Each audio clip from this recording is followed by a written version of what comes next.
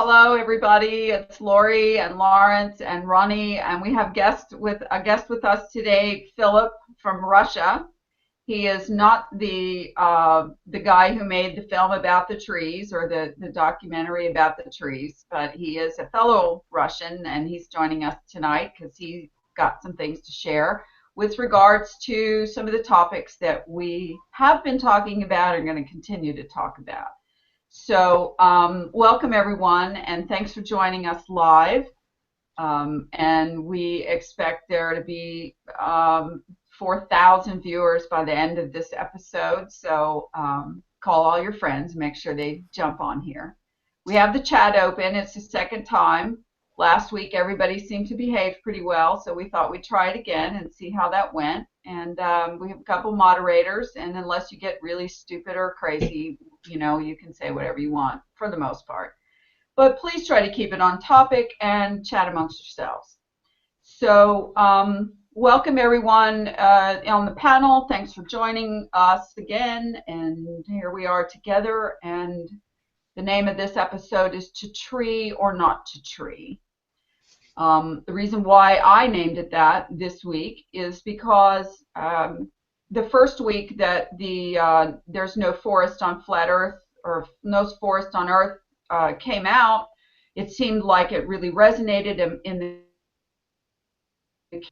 on it, and it's there was everything from it made me cry to, oh my gosh, I've been staring at this all along and never really realized that that's what I was looking at, to this adds to the flat earth, to this changes things about the dome or the sides of Earth, or all kinds of feedback about it.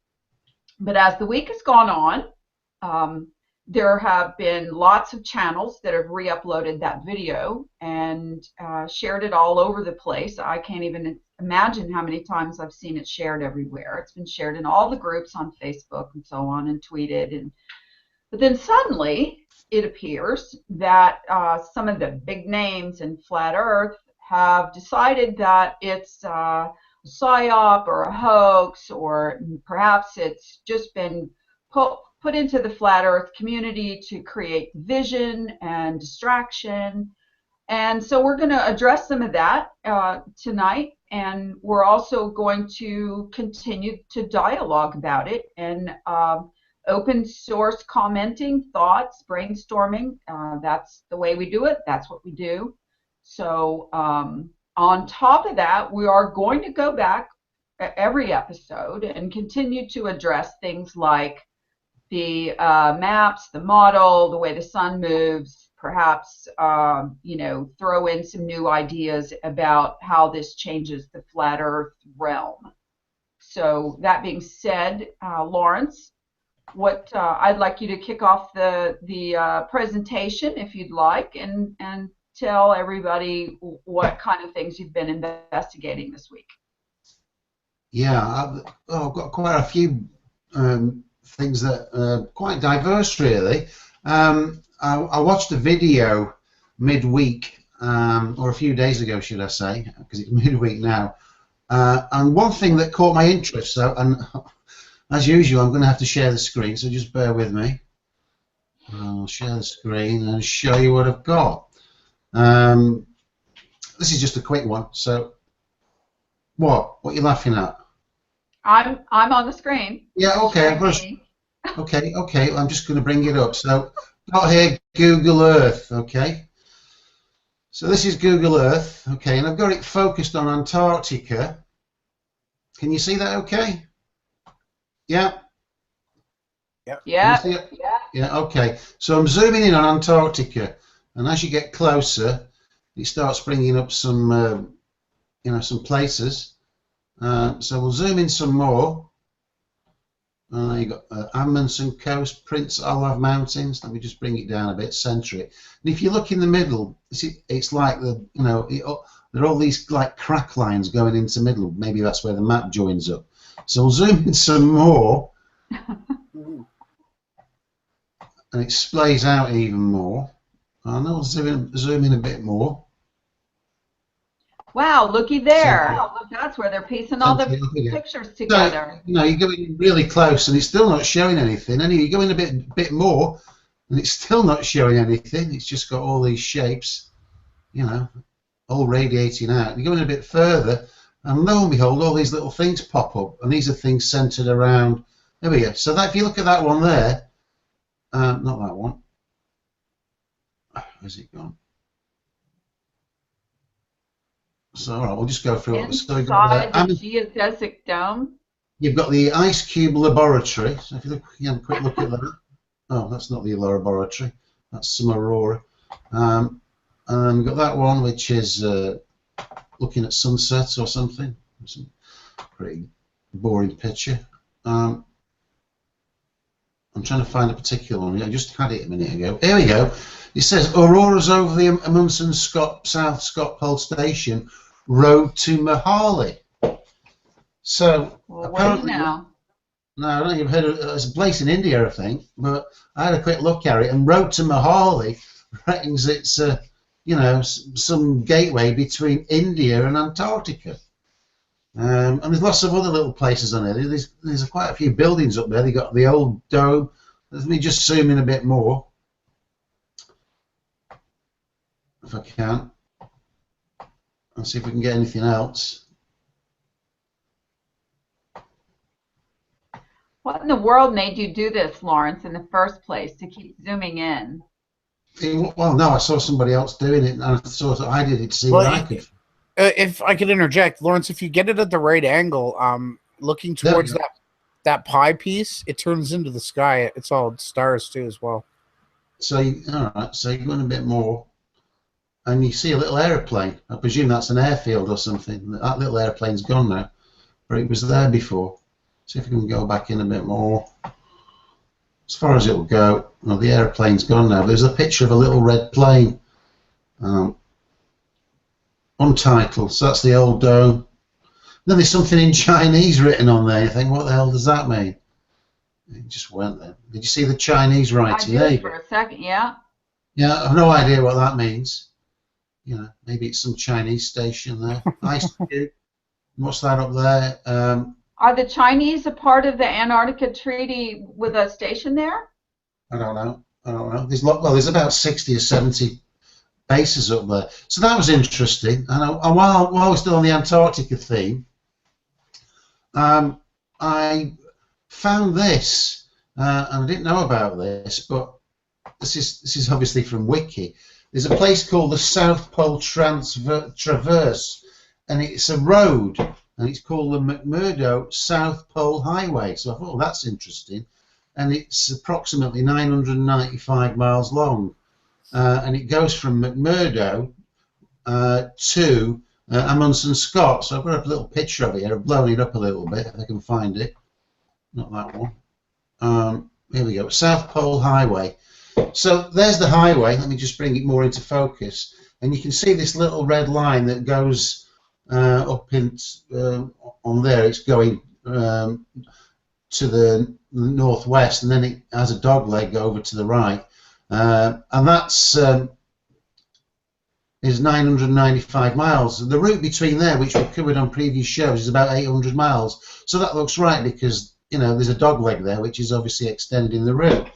But if you recall the show the other week, these two places, McMurdo and Amundsen Scott, they're on opposite sides of the Gleason map, and yet we've had Bob and Jaron talking about this again, and even Jaron trying to make out that the planes are going to go supersonic, which is crazy. They still haven't given up on it. It's crazy. So there you can see that little red line there. Yeah, you put that on the Gleason map, and what does it do? It goes all the way across from one side to the other, which is about 24,000 miles. But that would be over water. So if you look at the Gleason map again, let me bring the Gleason map up. Let's bring that one up again. Which Gleason one are we bringing up? Let's find it. With the research stations, there we go.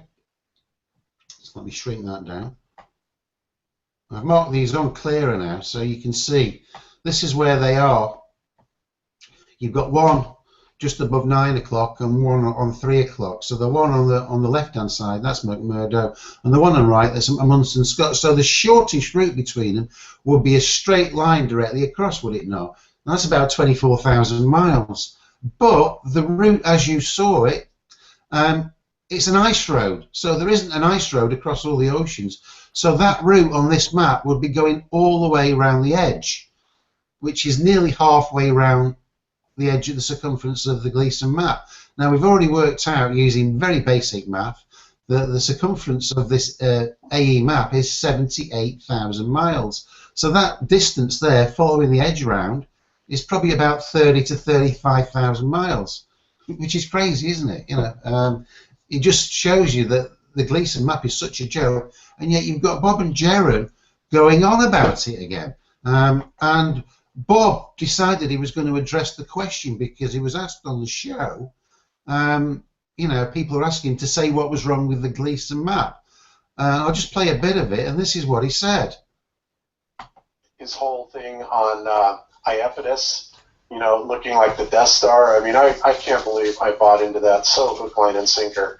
What an idiot. Live and learn, though, right? It's all yeah. Live and learn. We all do the same things, so it happens. Yeah. So okay. So let's see. Somebody said discuss the FAI, and I don't know what that is. Do you know what FAI means, guys, at all? They're on about some kind of flight route or something before.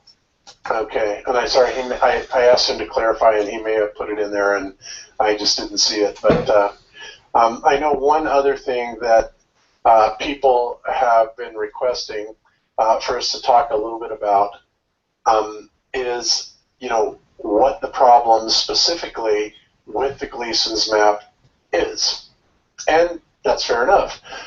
You know, I think a lot of, you know, we talk about it and we think that, you know, we pretty much take it for granted that everybody knows. And, you know, when you've been into this for a little over a year and you're kind of living it and breathing it, it kind of becomes second nature. But so I think we could probably talk about that a little bit. There's not a whole lot of stuff that, you know, to say about it. But I'll start out by saying that some of the biggest objections, of course, or I would say probably the biggest objection to the Gleason's map would be the Santiago or Sydney to Santiago airline route, which is said to be made in about 12 and a half hours, okay, on the direct nonstop flights. And when you look at the type of aircraft that is making this, and I believe it's like 767, and there are some other smaller ones. Anyway, so they started talking about the routes again and talking about how fast they were going, and Bob was saying, yeah, it's possible, you know, once it gets so high it could go faster, but thought it'd be unlikely if he had to rely on some air currents to get it to that speed. But Jaron seemed to, you know, hold out some hope. I'm not going to play it all because it'll take too long. But Jaron was holding out some hope that the planes were actually going fast enough to achieve the journey. But, you know, we've already established from a previous program that the surface area of the Gleason map, you know, using basic math and geometry, hits 487,000 square miles. Sorry, 487 million square miles, whereas the globe is about 188 million square miles. It's 2.5 times bigger in terms of surface area. So it's oh, no wonder the map's going to be wrong. It's far too big, and obviously with the circumference of that of you know 78,000 miles, then you know things are not adding up. There was another program that came out on the Morgul. I'm not going to cover that now. We might look at it later, where they had a go at so-called debunking it, and it was a complete farce because they never debunked it at all, and they never debunked the words that had actually put on this meme that I'd put out. I'm Lawrence. Hello, yeah. Just your avatar is showing. There's no screen share showing, and I have no idea why. Oh, right. I have roughly accrued. Just my avatar. The screen share's done, has it? All right, let's come out then. It was working. If you got to present them again. I'll go into it again. In the meantime, Screen share. Have I got it back? You've got it now, have you? Say no, the it's damn. I'm presenting you, Lawrence. All right, I've got it now. Okay. So yeah, so the Morgal had his program, and he had Kristen Wolfe on and Antonio Subirats attempting to debunk it. But all John the Morgal did was brought out the same old spiel from old sailors and the Rowbotham stuff. Antonio Subrat's come out with two totally ridiculous arguments, which never debunked it at all. So we may look at that later and look at their objections to it, and they're pretty pathetic. So what else? Yeah, I'm just going through a few things quickly, which we can come back to these later. I was looking at the effects of light when it goes through water. So imagine that the sun... Hold on a second again, Lawrence. I don't know what's going on with what's being presented. Yeah, your page is still on. Why is that up there when I'm presenting Lawrence? All right, am I on now? Oh, okay, thank you. Now Right. can everybody see Lawrence presenting? No, it's still the acorn, but there's a delay. Okay, we're good. Good to You go. got it. Okay, so I've been looking at the effects of, imagine that the sun is actually shining through the waters above. What effect the sun has, what effect this water has on what you're seeing from the sun. This is just the water, bear in mind. Let's watch this very short video clip for a minute. So you've got some arrows pointing in different directions here, and an empty glass. Let's see what happens when you put the glass in front, and then what happens when you put water in the glass. Hi guys, in this video I'll show you an amazing arrow trick. To do the trick at home, bring a piece of paper and draw two arrows in different directions and get an empty glass and put it in front of the arrows here. Okay. And fill half of the glass with water. As you see, the arrow changed its direction. So let's fill the whole glass with water. Okay. Wow. Look carefully. The arrows change its direction when you look through the glass. Yeah, so, Thank you guys for watching. that's just one effect. So there's all this talk about the sun being in the wrong places, relative to where it really is, and we've got the effect of the water, which can obviously have some impact, and then we've got the effects of the sun reflecting off magnetic fields or some kind of structure that we can't see that protects the earth, surrounds the earth, and sends the sun off so that it actually appears in another direction. And I started looking at the effect of light shining through prisms, and where the actual light, where the light went in, it changed directions and came out a different way. I haven't got those videos to hand at the moment, but I might try and find them before the end of the show. So that was that one. I don't know what creatures, Google Hangout. And quickly, giants. I'm just going through all these. Well, obviously get a bit of structure to the show in a little while, folks. Just looking at giants. If I can make the screen a bit bigger. We can always go back and add on later, right? So yeah, it's good. You're doing good. Yeah. Lawrence, before you change too many topics, why don't you let some other people have a go at what you've been talking about? Yeah, go on then. I'll leave the giants on, so well they can have a look at the giants. Try and make it a bit bigger while you're talking about what I just covered. Okay. First of all, Ronnie had something that he wanted to add on this topic, and now I don't remember what it was that Lawrence was talking about a minute ago. What was it, Ronnie? It was issues with the map, the AE map. Okay, go ahead. Okay, I'll screen share. And then I'm going to let Philip talk for a minute because he hasn't had an opportunity to talk about anything yet. For sure. Oh, wait. Let me not present Lawrence, and then go ahead, Ronnie. Okay. Let's see here. Gotta turn that off for a second. So as we can see on this AE map, if we pay close attention to the shadows as the sun makes its circle along the equator, as you can see, the shadows would be circling. And again, people are still not getting this. So I'm going to show it because this is a new video. And basically, he doesn't really depict very much that can lead to the... So as the sun circles, you would have the shadow casting the opposite circle.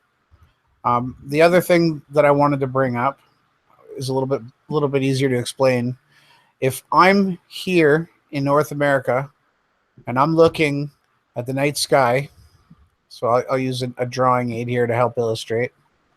So if I'm here and I'm looking north at this circle of sky, for me to be seeing the stars that are behind this area, let's do them blue, I would literally have to be looking through the sun, through the atmosphere, through the daytime. So this whole side of the earth is in day. So for me to be looking from the yellow position at the north, it's physically impossible for me to see through, because we all can observe every day that you cannot see the stars when the sun is out. So if people professing that the Gleason's and the equidistant map is the correct version of our Earth, I'd like them to explain to me how they defy the laws of how light and stars work, because if everyone's following me here, you can't see through the day to see the stars. So. Exactly. Very good, Ronnie. That's a good example of if-then. Well. So, okay, let's let Philip talk for a minute, and just so you know, I've got my camera off for a few minutes, but so when I pop up, I want you all to think about what this object is and what it may represent to you. Is it just a big round rock with what looks like wrinkly skin when your toes are in the tub for too long? Or is it possibly a large, giant piece of fruit? So go ahead, Philip, it's you. You'll have to unmute your mic if you're still there, and if you're still awake. It's like 1 o'clock in the morning over there, so thank you for joining us. Hi, everybody. Well, if we are talking about the Antarctics, which Lawrence just demonstrated the map of Antarctics, I was thinking about this strange lake, which is Lake Vanda. It's a pretty strange one because it's never gets frozen. How does that come? It's pretty strange. Where is that? In Antarctics. Okay. So and it never freezes. Never freezes, yes. So you just want to check it out, and maybe next time we hang out, you're gonna say something about this topic. Can you spell it? Can you spell that for us?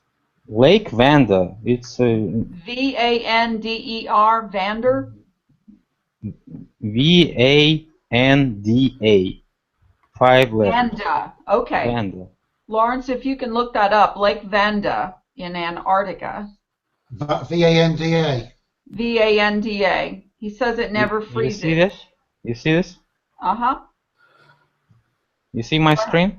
Yes, yep. You're presenting. Yes, okay. The next thing I wanted to talk about is what just Lawrence presented. The last topic is about the giants. And so if he would please to present his screen right now. Put the giant picture, the picture of the giants back up, Lawrence. Could you please? Just a minute. I'm getting it. And I'll present you when you put it up. Just a minute.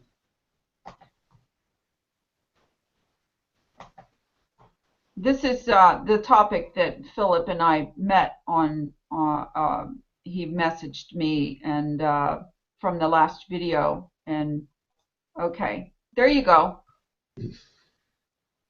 Can you see that, Philip? I don't see anything. It is the picture that Lawrence put up earlier of the big giants from 6 feet to. Okay, I see. Yes. So we see We have a those. little bit of delay, folks. Sorry about Yeah, that. okay. If we see those tall guys, 36 feet or so, these were the first guys who were living here, probably.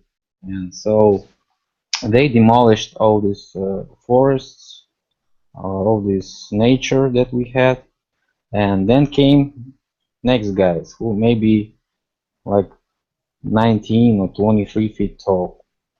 They began to mine, and now I show my screen. I'll show where they mine. Okay, I've took my screen down. Okay. So if you see it, Yes. Yellow areas, yeah. I'll just put this on the way. So we see a whole bunch of marks, and on the sea bottom, we see this elevation, which is in meters, and it's maybe done by such excavations. So maybe those channels that we use right now were channels in the past. So those guys were using those channels to make the logistics, and they use the same kind of techniques as we use today, the same technologies, because we are all the same. We're just smaller than them, and we came after them. So we came to this world, and we are using it. These are the marks of the sand, which was transferred from the sea to the surface of those continents. And they didn't care because they use only what they use. So they make such mines on the sea bottom, and we can see a whole bunch of marks which are very huge. And their techniques were just like us, but a whole bunch bigger, a whole lot bigger. And those are the traces of them. And if we measure the width is about, okay, let me stop it. So it's the length of those marks is about 10 miles or maybe a little bit more, and the width is 2 miles. So just imagine how big those structures were, those techniques. So you think, Philip, you think those were the equivalent of the tracks of a large two-wheeled piece of machinery? Yes, it's just the same techniques, just like we have. Okay. So the same technologies, and they, you know, doing the same things we are doing, because they just specialize on the sea mining, and we specialize on the surface mining. We're smaller, and we can, you know, duck in some places where they never can crawl into. So we just smaller guys, like those hunting dogs, which hunt for some small animals. We hunt for those precious metals, and they're doing it on the sea bottom because they, you know, designed for this work, and they do it a lot better than we do. So these are the marks of their job. So they put the sand and all these muds and the stones just on the surface after they mine. Philip, what were they mining for? Do you know? Mining the precious metals, all those, you know, all that is left after the tall guys. The tall guys do what the Ludin Russi told you in this video. They just cut everything and grab it and drag it wherever they want to. And those guys are helping to demolish the same, what is left from those tall ones. So, and we can see those marks everywhere. So after those tall ones came, we see another ones and another ones and another ones. And maybe 200 years from now, I will stop this one and I'll show you the next one. Maybe 200 years from now, we had those guys everywhere, and they've been called as ants, like the English word ant is. I'll show you. So, Philip, all those areas that are marked in yellow on Google Maps, those are the areas where all the topsoil and a fair amount of the rock has been removed. But there are some parts, looking at the map, that haven't been mined. Why do you think they didn't get mined? All that is not mined is just, you know, I'll tell you, buried in the ground, buried in the mud, that other guys who mine from the seas just poured this mud on the ground, and that's it. That's why you cannot see everything, because all is covered with mud, and I showed it in my video that the whole planet was covered with mud. So if we see this Peru video, we can see how much mud it was, and it's all mud with stones and rocks. You just cannot have it this way. So what we've been told are the different strata layers of, you know, the natural sediment and blah blah that just occurred over millions and millions of years. You're saying happened because of mining. Yes, all this sand and mud is just just the way they do it. You know, check this out. It's everywhere. So Well, that's the tailings, right? The byproduct of the mining. yes. They just select what they want and put the rest on the Shove all the ground. rest of it out of the way. Yeah, and it's going with mud and water. That's why when it dries down, it looks like this. And that's the marks of this process. When you pour something from the height, you can see those muds. And just check in your yard when after the rain, you can see the mud is getting the same shapes and formations. Right. So, are we clear on this one? Yeah, oh yeah. Yeah. Thank you. You might think about this later, and let's get to the ants. So those ants, if you know what's ancient times, it's the same for antique times in Russia. So Oh. this is antique, and this is the same word I'm printing here in Russian, but you see word is changing to ancient. So the meaning of ancient is the same as antique. And when you get the who are those ants? Ants who were really the guys who were before us, the guys who are like 3 meters tall, like 10 feet tall, 12 feet tall. So those guys lived here about 200 years ago. 200 years ago? Yes. 200 years ago? Yes. 200 yeah, years Well, ago. Okay, wait. Don't get excited, Lawrence. Philip has history, the lines of history, a whole lot different than what we do. And he can show you things that happened, floods and things that happened from photographs that will astound you that are within the last 200 years. So you see, we had a lot of these buildings everywhere in this planet. So these are pictures of those, and these are the guys, the tall guys, and they lived in these buildings. So you see, this is a human house over here, and this is a house of ants. That's why we have such big floors everywhere. That's why we have such big doors everywhere, Lawrence. Yeah, so these are 4 meters. Those doors, yeah, I mean, look at the size of those doors. So these are the servants. 200 years ago, Philip, 200 years ago. So what you're saying is that this has all been covered up in the history books, that we had giants as recently as 200 years ago. Oh yeah.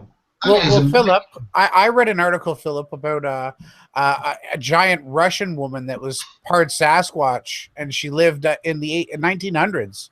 Have you heard of her? Maybe not. You might Do you find. know what a Sasquatch is, Philip? A I'm not. Sasquatch is the big man and bear-looking creature, like a yeti. Oh, yes, I know about the 80. Okay. Yeah, it's a Yeti type. We call them Sasquatch. Tell us some more about the giants of 200 years ago that we don't know about. I can't wait to hear it. I'm showing you the pictures of them. Showing you. That's how they looked. They look just the same. Look at this one. It's about your topic, the mountains and the giants. This might be one who just fell asleep and was petrified. But how have they covered this up? It's Philip, not. how do you speculate, Philip, that they've hidden all of this from us and covered it up? If it's been that recently, look at that. Oh. Look at that profile of that mountain. It does look like a giant. He is actually his name to Sleeping Sayan, like a Sleeping mountain. giant. Yeah. So maybe the correct question about what you're asking about is what happened not that far away. We had a whole bunch of these ones and these ones everywhere, and that's a big topic too. Are you talking about islands, Philip? Not no, islands. we're talking about the shape. See the Star- shape? Star- It's all built. Yes, it's a star fort. Starfall. And they're everywhere, and the most quantity of those star forts is in Russia, and they're all destroyed. And the ones that are left in other countries, and they're used for some museums and stuff like that. So Do you understand what he's saying, Lawrence? It's a star court. fort, Fort. like a castle. Fort? Castle. Okay. Yeah, Okay. I know. I'm just So it was one culture, and what I'm saying about those antique era and ants is like we had them not that far from now, not that long ago. Philip, So what happened to the giants, mate? Did they all get killed or something? oh, I'm not sure about that, but I'm sure that it was a huge war, like that guy said in the video. It was about like in 1816 to 1860. So that's the period about The year of winter, right? yes. But maybe the timeline is not quite correct. But we can see a population decrease in 1860s in Russia, everywhere. Show the So- flood pictures to them that you showed that we talked about in the hangout, Philip. Okay. The flood in Russia, where all the buildings were buried down to the whole first floor was buried. You watching my? Yeah, I'm going to present you now. Okay. Okay. So it's everywhere. This is a ancient Rome. It's a Colosseum one. And those are pictures of the end of the 19th century.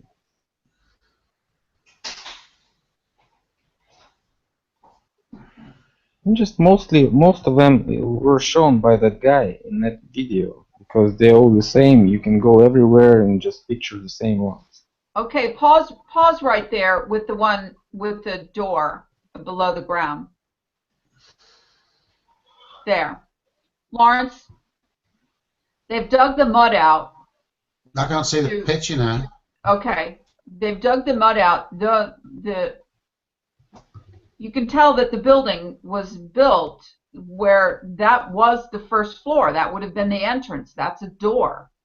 You don't put windows and doors under the ground. So they've dug this flood out after this flood, and they've exposed that the first floor was literally under a whole floor the depth of a floor of mud. Go ahead, Philip. And maybe 2 floors or even 3 Maybe floors.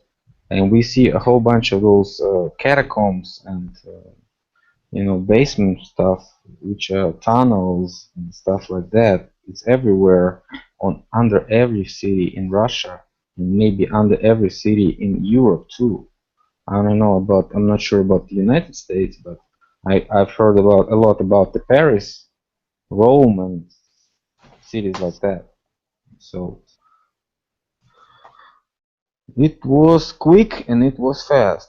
So they just did their job. They poured this mud on the ground and they just flooded all these cities.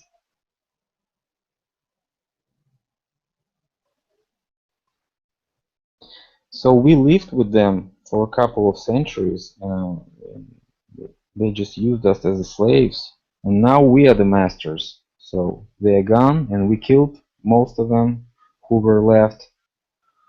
Some of those guys were on our side, but some of them obviously didn't care about us. So it's just the way life goes. You won't even want to help any Aborigine guy when you conquered, like in 17th or 18th century, a whole bunch of sailors conquered those Pacific islands. They didn't care about the Aborigines, so just like they don't care about us. Philip, but these giants of 200 years ago, were they just in Russia or were they all over the world? All over the world. You can see those architecture everywhere. Right. Think about everywhere you go with the giant doors. What got started building these giant doors in these buildings and these giant entrances, and all the first floors were huge, tall ceilings, 20 feet tall. Why did we do that? There was no logical reason to build the first floors of all these buildings so tall. Philip, can you bring that picture up again of that giant door with people stood by it so you can see how much higher it was than a normal sized human? Okay, let's see. Not that one. I mean, look at that, Lawrence. Oh, look at those guys. It's 6 meters. I measured it. No, 6 I meant the meters. other one, in modern day where you can see it as it is today, with the doors, with the people by the doors. Well, a lot of them, All they the have people been by the doors. shorter within the More than door. that one. It was a different picture. I don't know. Just pan through them again, like you did before. Hang on, now the one was with people on. No people here. You had some with pictures of the big doors with people by them. You'll probably come to them in a minute. Look at the size of those giants and those carvings. No people here. I've never seen that building before. Is that in Russia? Yes, it's The original globe head. That's a globe head there. A globe head. Atlas shrugged. So it was a time when we were together with them. So it was like maybe 2,000 or 3,000 years that we lived with those ants, and they were helping us sometimes. We were helping them. We were enslaved with the angry ants, which obviously had war with the good ones. So that's why the world was destroyed again, because always there are two sides, and like we have today. When you say there was a war, it's not any of the wars that are in the history books, then it's a different war, is it? It's a complex situation. We cannot say exactly when the war was, but we can say that we had the consequences of those war in 19th century. So obviously the war was somewhere in the beginning of it, or maybe on the edge of 17th, 18th, and 19th century, maybe somewhere in those 3 centuries. Did all the giants get killed in this war then, you reckon? Not all, because some giants were good, and they worked for this planet, for this Earth, and some giants were from other Earths, you know, not ours. So We need to start looking for these giant doors in the UK and the United States. Mind you, Oh, they're all over a lot of the, big public buildings, they continue to build them with the big doors. But it's like, why, you ask, do we continue to build our new buildings with big epic doors? And there has to be a reason why they started doing it in the first place. I mean, a lot of church buildings have great big grand entrance doors. Why do you think they started doing that? It had to be because there were giant people. Do you have that picture handy, Philip, of the giant that was walking down the street in Japan, the big sumo wrestler guy? We were looking at that. It was a GIF. oh, I don't know where to find it right now because Okay, I'll see if I can find it. That big giant foot, that's pretty hilarious. I mean, we think that these big giant carvings of these big giants was because we liked carving things really big, but it's depicting someone. Just like Lincoln Monument, the Lincoln Memorial has Abe Lincoln real big like a giant. maybe he was a giant. We don't know. Maybe he was a giant. The wrestler, I was thinking the wrestler Andre the Giant as well was gigantic, right? Yes. All the wrestlers, giant Japanese sumo GIF. But I wanted to add that some of the architecture, has a little bit to do with the egos of the builders. In some places, people just build big buildings and big doors just because they have big egos, right? But I do agree with a lot of what Philip is presenting, and I think it's one thing that people aren't getting is, in my research, the Russian history books were definitely hidden from Western civilizations. The last that I heard, when leading up to the 70s, I believe if you were an American journalist, you would go to Russia, they would get you hammered, you would stay drunk, they would take you to a couple places, they would tell you what to write, still drunk. So basically, the Russians protected most of their history, and from what I've learned, a lot of the Disney stories and old mythological fantasies were mostly created in the Russian area. I just wanted to add that. Okay, can you see the big giant in Japan? Is it presenting on my screen? Yeah, yes, Okay. I see. Look at the muscles on this guy's neck. People say, oh, that's Photoshopped. That's not Photoshopped. That's a real picture of a real guy.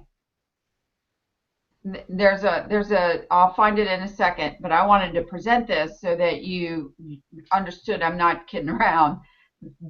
Look at the way these people are dressed. This is not, 1,000 years ago. This guy's got a suit and tie on, and, this is within the last couple hundred years, this photograph. It's a Look beginning at the maybe of flag. 20th century. That's isn't that around the time of occupied Japan or a little before the empire? So, it's there's a little bit of mystery that's starting to pop up here that's not making a whole lot of sense about the timeline. We were on it last week. We kept asking questions. Well, when do you think that was? And when do you think this size giant lived? And so on and so forth. Depending on what size giants you're talking about, whether you're talking about the 19-foot giants or the 36-foot giants, they've been around when humans have been on Earth, period. There's evidence everywhere. So, okay, Ronnie, thanks, Philip. That was amazing. And I think you sufficiently did a good job of blowing Lawrence's socks off his feet, and I'm happy to see him get so excited because I felt the same way when we talked about it the first time. So hold on, and nobody go anywhere. Ronnie, what? Jump in there and talk about, what did you say? Americans were eating each other during that year? Yeah, well, I learned surprisingly in my history class in high school, which I don't really think taught me much, but I do remember studying the year without summer, and they talked about how American people moved from the East Coast to the West looking for the good crops because they were starving. There was many people that were said to have eaten their children. It was basically the strongest survive. It was a black mark on the North America, well, actually on worldwide history, because and the reason they said that this, they don't know, but they assume that it was Mount Vesuvius that erupted, and which is also interesting is when you look in Russia, they have the is it Tungesta, where all the trees, Philip, are blasted. Yes, but they say it was made by Nikola Tesla. Yeah, he could have. They also said that Tesla had the bridge in San Francisco swaying, or in New York. We can't verify any of these things, but what's on screen now here? Is this electrical earth park? I gotta go ahead. I shared this because it's, our entire lives we grew up being told that this was a meteor impact crater. Okay. And now that we're discovering all of these other things, I want to look at everything that we were told that was bullshit from before. It's obvious bullshit. Yep. And I want you guys to speculate. What else could this be than a meteor impact crater? Is this mining? It's too perfect. Is it where a giant piece of fruit from one of the giant trees fell and splatted on the ground and in the mud that they were, forming on top? I mean, there's got to be another explanation for what this is than a meteor impact crater. Well, could it have been electrical? You know how lightning strikes trees. So if you imagine you have a 30-mile or 60-mile tree, could you imagine the amount of electricity you could have? If you guys can see my screen. Okay, hold on. Go ahead. The Lord of Nothing here, the concave cellular inside-out Earth theorist, he's showing an image of an electrical reaction through a spoon. And are we talking about Stephen Christ? This is Stephen Christ trying to debunk the fact that these trees look like these mesas look like stumps, and what he's showing here is a spoon that's being electrocuted above a plate. My question for Stephen is, again, first off, where's the curvature in your cell? And the second question is, where did they get the giant spoon, and who was holding the giant spoon to create this? And why? Yeah, that's another good question. Is this how they terraform, Steve? Did they use giant spoons? It just gets so ridiculous to see the gatekeepers. You got Paul Michael Bales saying tree tards and tree masons. It just astounds me that something can be brought out and less than 2 weeks, 14 days. It took me 6 months before I could say confidently that I didn't see a curvature to the earth. These people have already come out. They're stating that this spoon is sucking up these grains of salt, and they're saying, oh, well, now we know exactly how these hexagonal shapes were formed. That's just a load of crap. So where's the giant spoon? In my opinion, this being a tree that was broken off or water or wind or what have you cut is a lot better of an explanation for how these things were formed, because I don't need a giant spoon in the sky. So I just wanted to share that with everybody. Thank you. I'll share this for a second. This is for you, Lord Stephen Christ. Show me curved water. I mean, the concave is as stupid as the globe. It's just in reverse, and nobody's ever going to make me go in that direction. It's just silly. So Now the spoon added to it is just a little too over the top.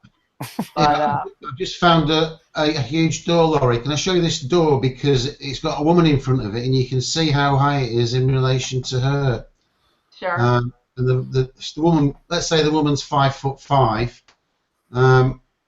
then the door must be the best part of 30 foot. Let's make that bigger. There you go. See, look at Why that would woman. they make doors like that? Yeah, there's giants. These I giant doors are all, they're in every city you're going to find some. Sure. I think those were somewhere in There's Venice. tons of huge doors in France. Well, look at this guy, the tallest man in the Guinness Book of World Records. Okay, we don't need to go back to the 1600s or AD or whatever. We got pictures of men that would need doors like that now. And Rob Skeeble will tell you, oh, it's the Liger effect. The gigantism hormone never kicked in, but could there be another set of genetics that were put here around or before the same time as us little people? And how could we deny the evidence? Look at this guy. Is this photoshopped? This guy's huge. Oh no, that guy's real. I've seen that. I've seen lots of pictures of that man. And there's people out there like Lesta. I'm going to say his name because he's done a video. He's added fake laughing in. He's mocking us because we're simply just looking. What's wrong with looking at different things? Like, I really don't get this community. If they so-called call themselves truthers, how can you stop at looking for the truth? I don't understand it, guys. So there's lots of giants and tall people, so. Okay, here's that. Okay, somebody's got too many windows open. All right, here's this guy again. Hold on, I need to make it bigger. Okay.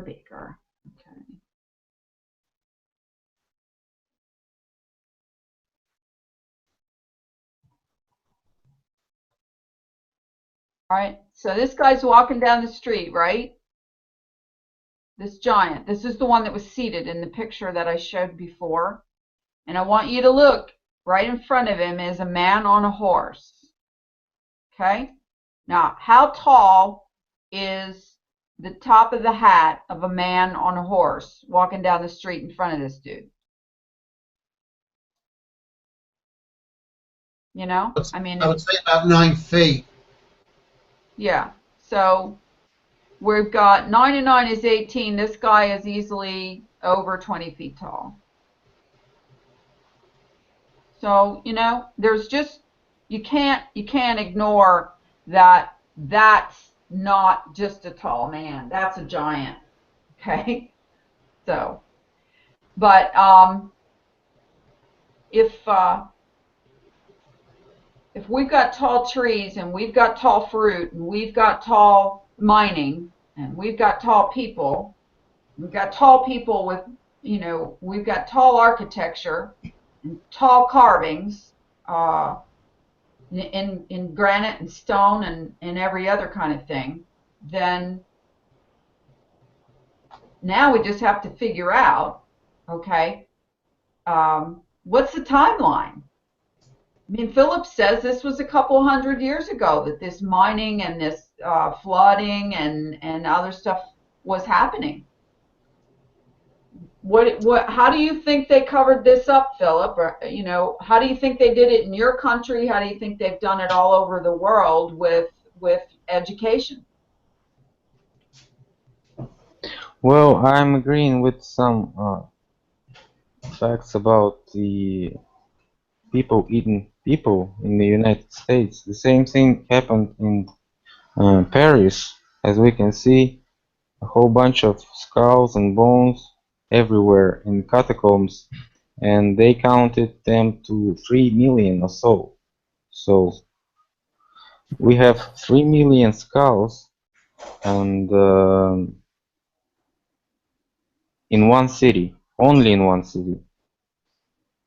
3 million skulls in one city. So just imagine how many people hide it in those catacombs, and how many people actually survive after some like 2 or 3 years of sitting in those underground bunkers, something like that. Mostly they were just the streets of the ordinary town, just the first floors and basements of ex-houses, and ex-palaces, and trade centers, and all is covered with mud, like 10 feet, what, 10 feet elevation, or maybe a little more. And you know, there's a movie, Philip, called Snowpiercer. I don't know if any of the listeners or the panel members watched that movie. I thought. And they depicted a winter age caused by geoengineering, which is the lie with the truth. And they basically they had to eat each other to survive. So they do foretell the situations, I think. Oh, yeah, for sure they foretell. I watched a pretty weirded out movie last night called The Fountain. Has anybody seen that? The Fountain. It was about a tree that gave you, I've seen it. I've seen it. healed you, it gave you, made you younger, like the Fountain of Youth. It was a giant tree, and the guy, finally got there and was floating around in some bubble. It was like one of those movies that they have to make for the purpose of making it, so that they could show something, so that they could get permission to keep doing whatever it is they do to us, because nobody gets it, but then we'd put it out there, and they don't expect it to be a blockbuster. They don't even care about making any money off of it. But so the guy finally gets to the tree, and he drinks some sap from the tree, and instead of healing him and making him younger, he fell to the ground like he was poisoned, and he turned into a big plant. Plants started growing out of his body, and he just turned into a big plant. That was the end of that. It was pretty weird. Let me ask you a question, Laurie. Can you bring that picture up of that giant again in Japan or wherever it was? Let's see if I kept it up here. Here we go. Giant. Okay. Share. Where'd they go? Here I am. Giant. Share. There he is. Just leave it on the screen. Okay, so no, the one with the horse. Oh boy, he would. Where did you go? Giant Japanese. Okay. Okay. No, that's not the one. Hold on. View image. So you look at the size of the man and you look at the size of the horse. How many times heavier would you say the giant was in comparison to the horse? I'd have to say that that's a several thousand. That's got to 5 be to a 10 several times. 1,000-pound man, don't you think? Well, a fully grown horse weighs between half a ton and a ton, depending on the breed. That one there probably weighs about 3/4 of a ton or so. So the giant could pick that up like a little toy, that horse, couldn't he? So I reckon Looks like it would, yeah. that giant ranges somewhere between 7 and 15 tons. Huge. Well, I I mean, think- his neck alone probably weighs a ton. I look at the size of that guy's neck muscles, whatever those ones are called, down the side of your back, going up into your neck. Deltoids, I think they are. Deltoids, okay. What were you saying, Philip? I was saying just that they're gene-modified organisms, first of all. So we understand we are the same as them, but maybe we have some differences. They may be better prepared for some job. We are better made for some other jobs. So When you just say like- made, do you mean like ancient alien? No. It's us. We did it. Okay. We are the gods of this planet. So we just right now we are the slave of more smarter guys than we are. That's what we gotta understand. But they're just the same as we are. They We don't got have 20-foot giants or 20-foot higher giants all over the world 200 years ago, and no fucker knew anything about it till in the last week. That is amazing. Well, and that's what happens when truth starts to sneak out. And, you know, that's another thing that's rather pissed me off in the past few days of some of these top name flat earthers haven't even given this thing a chance to be discussed and rolled around in the dirt and investigated, because to come out immediately and say this is a psyop, this is a distraction, this is, you know, there's no way this is real or true or whatever, there weren't giant trees and who cut them off and blah blah. Okay. Yeah, that pisses me off, because this is brand new information, and to start belittling it immediately when it resonates with so many people is doing a disservice to the community of flat Earth intelligent people. Mm-hmm. I agree. And you know, what's Philip got on there now before I start? Those are the bones. Yeah, those bones these from are Paris. bones and skulls. Look at them all. John Kerry and George Bush must have been there. Yeah, it's a whole bunch of them. So what I was saying is that when we kill a whole bunch of people, and when we have wars, and we had them, you know, we had a lot of wars. We kill the most passionate, the most honest, the most, you know, brave people, which are definitely the force of any kind of investigation or revolution or some, you know, some questioning of the government, first of all, because who is going to ask the government what is going on if not those brave people? And when you kill the whole bunch of them, you don't have any problem for like 30 to 50 years. And that's why we have huge wars, like 1 in 50 years. So right now they're planning another one. So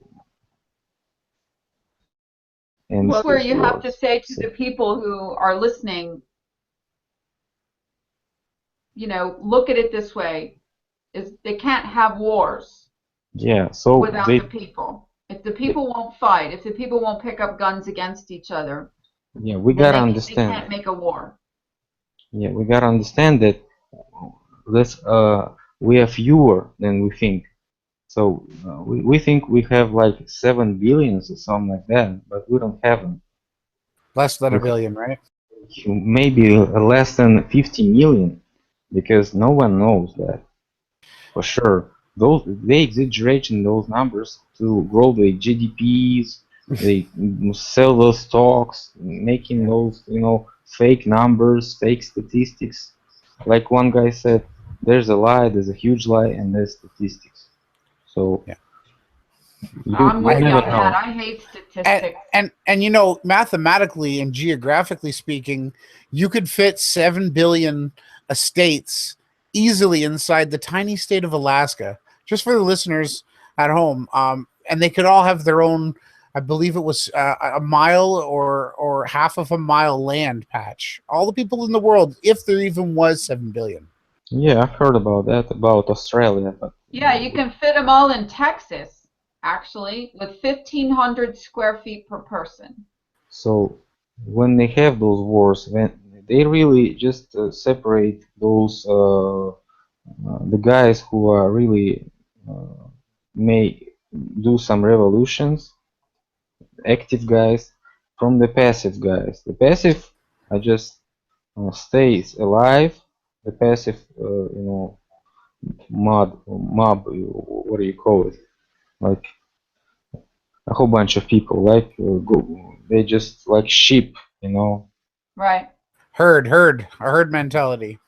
Yeah, maybe. So this herd mentality is just like they give them democracy, which is obviously the slave way of rule of government. So when you try to find out what is demos in Greek, it's the citizen type of guy, and Kratos is the power. So demos is the citizen who obviously was a slave, not a slave. He was a master, and he could have slaves. And what they're telling us today that demos is a people, but people may be a slave, you know. But those demos were not slaves; they were just citizens who could have slaves, could have had slaves. So what do we have today? The democracy is a slavery Yeah, because it is definitely. Thank you for saying that. How do you think? What do you think about? I mean, I'm looking at the arty-farty way that they lined up these skulls and made these walls out of them and these bones. It's incredible that, I mean, that's a lot of bones, and to try to make some ornamentation out of it, or what it just seems so bizarre. What do you think? Why'd they do that? And why didn't they just bury all of this and get rid of it? because they need us.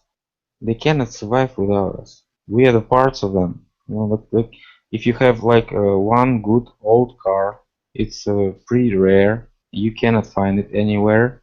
Just you've been looking for it like 5 years or so. You found that car, and the guy who sells these cars tells you, "Well, I've got these spare parts for this car in the garage. Would you like to take it with you?" You say, "Okay." So they take us as a spare parts. They need us to replace those limbs and organs. They just replace hearts, kidneys, liver, whatever. That's what they need us for. And we are working for them. That's a great thing too, because they don't want to work. Yeah, like Leonardo DiCaprio, the leading global warming spokesman, has the largest privately owned yacht that pollutes more than any other privately owned yacht on the earth. Sure. You think So this is a tree, guys?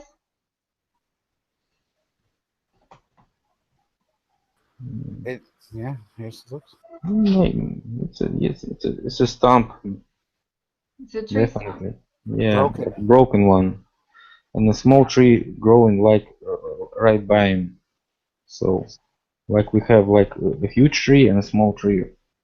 Well, apparently they grew together. They, Yeah. the medicine symbol with the supposed serpent. Maybe it's been proposed that was actually how the trees grew. There's a broken branch. This is just a regular old tree with a broken branch from I don't know, probably got struck by lightning. Look at the inner parts of it.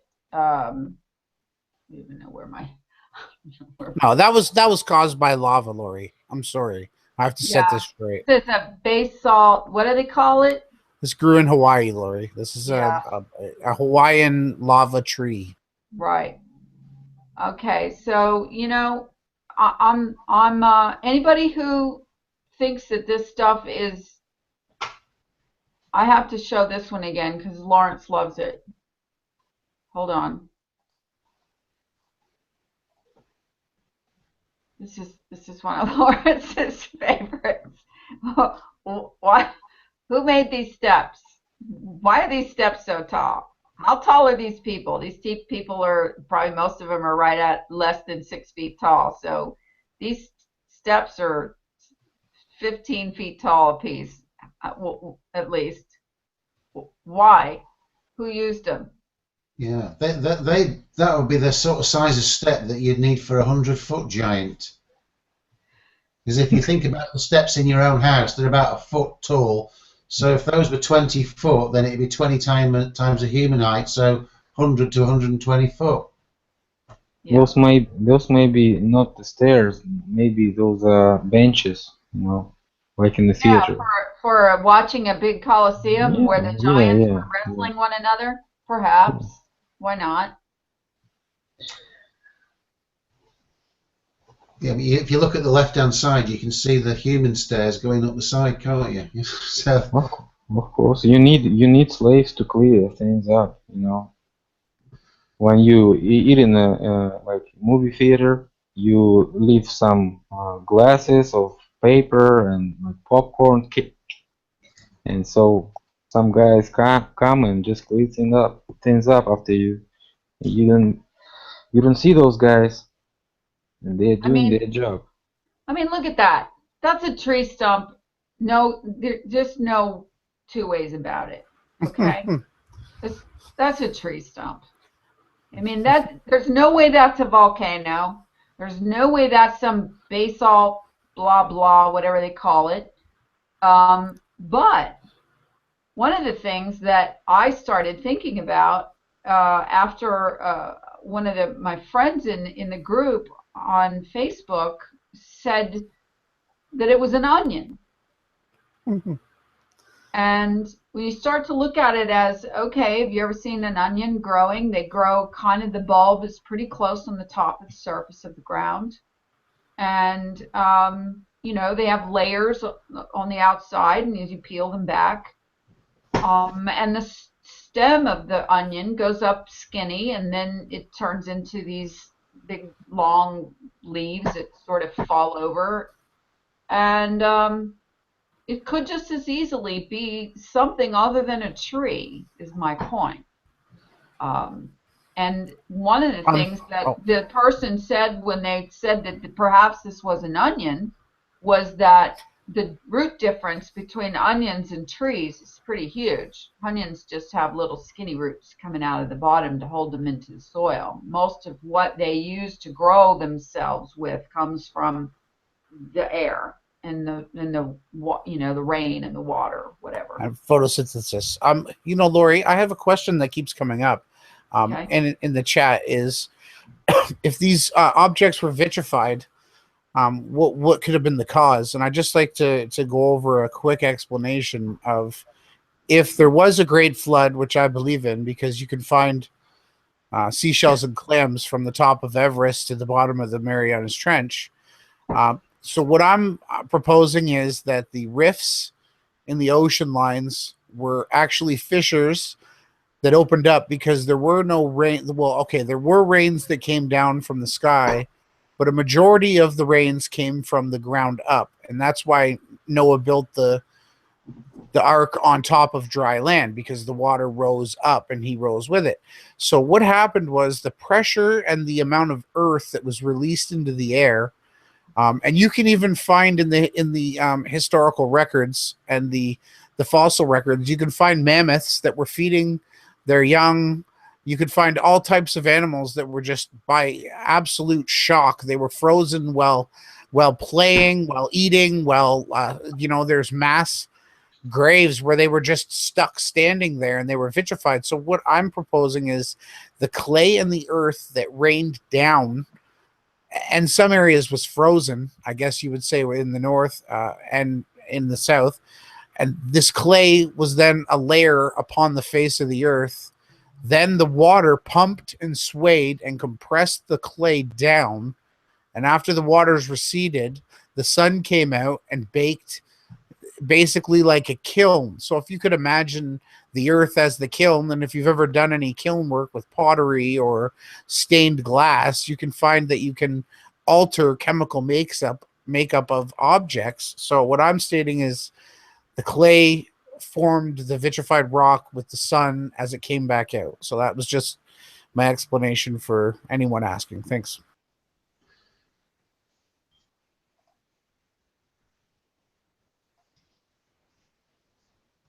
The crickets? There's just never been any good explanation for these things, and once you start digging, you just find tons of them, and you go, really? Come on with the lava garbage. Laurie, can you show that comparison between the Grand Canyon and the cross section of the onion? Have you got that handy?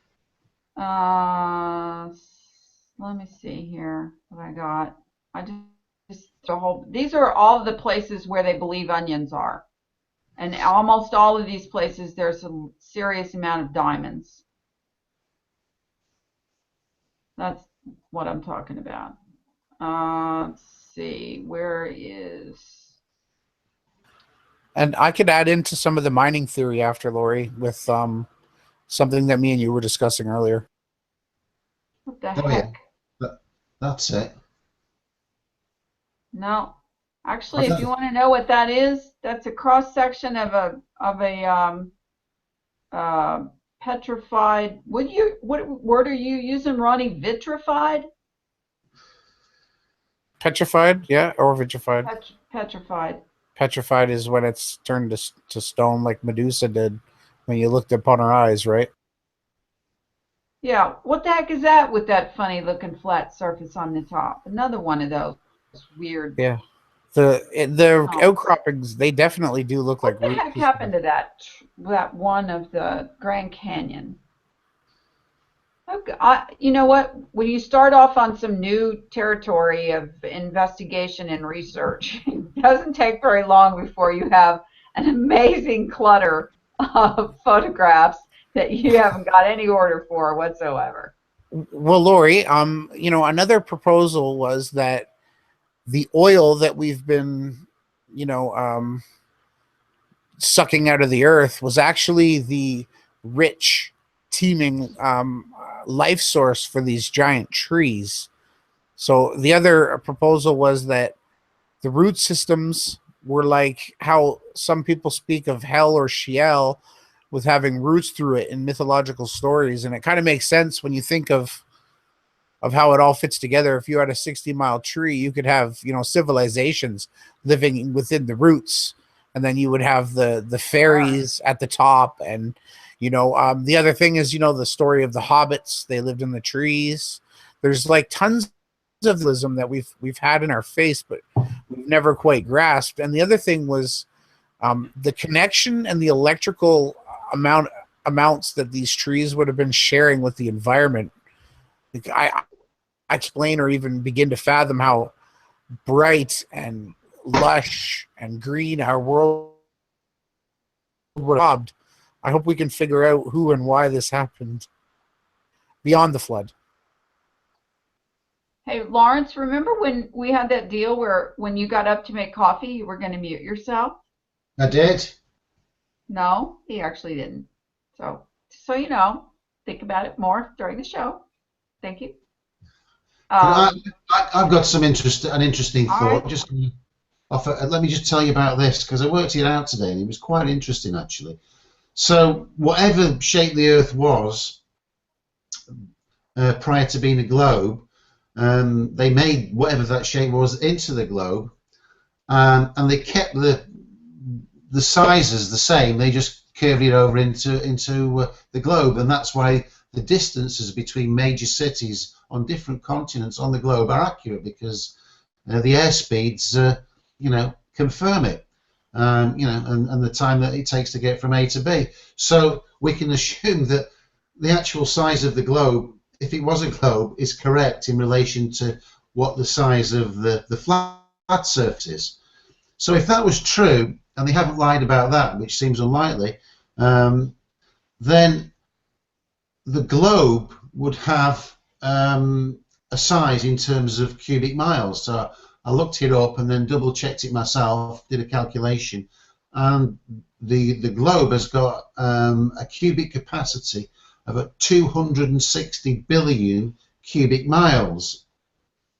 So we could deduce from that if that figure was correct, and just represented as a globe instead of the true shape, then if you took the surface area of the diamond map and then projected downwards to give it 260 billion cubic miles, it would mean the Earth was 1,677 miles thick.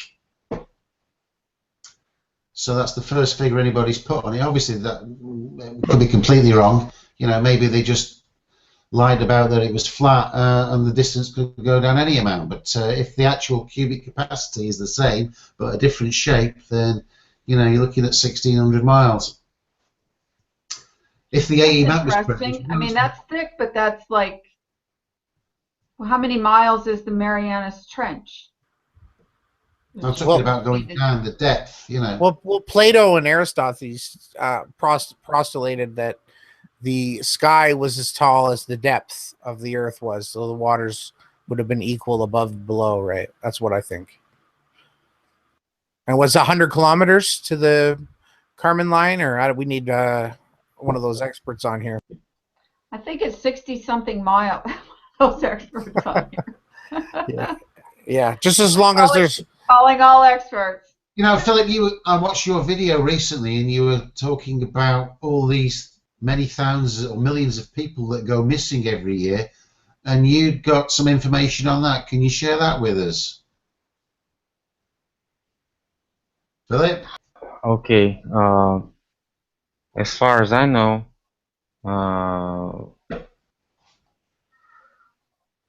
America, United States has about like 300,000 people missing every year.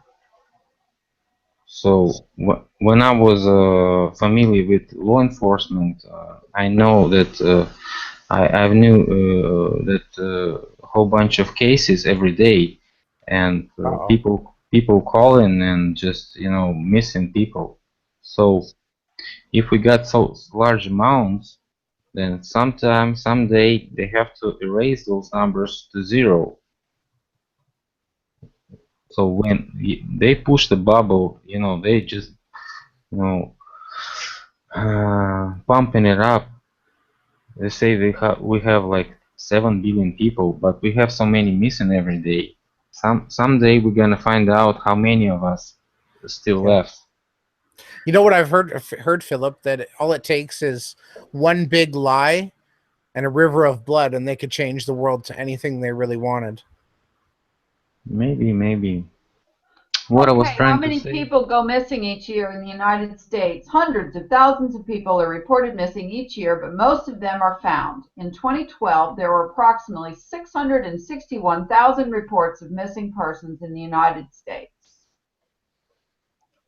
Well, let's see. According to Todd Matthews of the National Missing and Unidentified Persons System, or NAMUS, most cases of missing persons are quickly canceled. Of the 661,000 cases in 2012, only 2,079 were still unresolved at the end of the year. I would venture to say that's bullshit. No one knows that. What I know that they live a lot longer than we are, because right now our average approximate life is 60 to 80 years through all the world, So, and they are living about 300, 400 years. So they can do it. Who's they? The owners of this earth. And who are they? Just like the guys, just like us, but only smarter, and they have families. We don't have families. We don't know anyone. That would be the Crown. The Crown, Philip. The city of London, the town inside of London would be the Crown, and then the 300 families could be what you're, and if they live for 400 years, they have all the, they probably hired Robotham, you could just imagine. They are just allies of those bad giants who made war 200 years ago. So they're just producing what they think. And when you talk about oil, oil is a byproduct of this mining process. That's why we have so many oil in the seas, and we always know where this oil is. Somebody tells us, you guys, you gotta get this oil out, and we're gonna continue our mining. And we go and do that. That makes perfect sense to me, because there's absolutely no reason under the sun anymore why we're still mining. Because we don't need the oil, I mean, that whole peak oil thing, we've discussed that before. It's, that's BS. And there's so many alternative fuel sources now and methods for energy that there's just no reason to still be digging in the ground for oil and fracking and all those other things. So what about coal? Coal, else. Lori. What about coal? What about coal? I mean, again, to me, coal is there's got to be a reason why they want to dig it out and burn it still, because I mean, coal is so filthy dirty. I mean, look at the cost of these big power plants burning coal and having to make these big scrubbers to scrub the sooty smoke that's coming out from the burning of this coal. Well, Trump said today that the Earth is just this really tiny blue dot, and the universe is just so vast. And in China now, the coal just goes up. So global warming to Donald Trump is a hoax. Global warming is a hoax to me.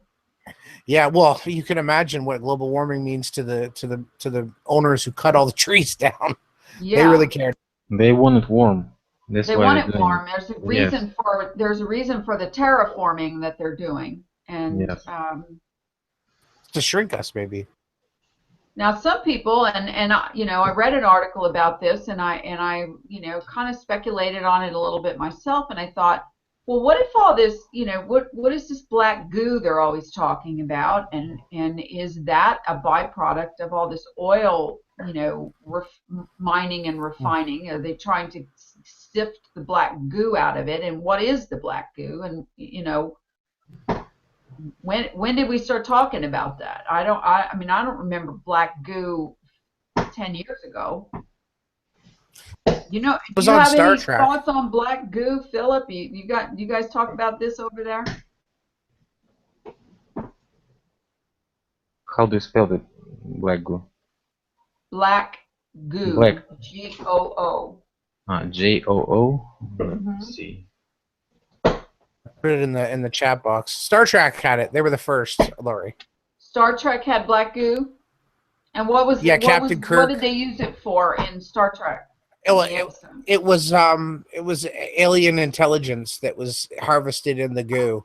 So basically, if the roots harbored intelligence, it would have been contained in the goo. But in my opinion, I'll let everyone else answer on the panel. But the people I hear, such as ODD and Nicholson 19, whatever he is, and a few others that mention this black goo, it just seems just like an absolute nonsense. And people go around saying, because I think a mess that looks like a tree stump, I'm being nonsense, but goo could be like an alien that's going to transform. Well, I mean, the whole idea of the black goo is that it is actually an entity, a life force, and that it's kind of like the blob.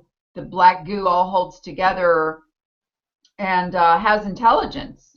And some people speculate that they're spraying it in the chemtrails so that we're all getting some black goo molecules inside of us. And I mean, some of these theories that sound so bizarre on the front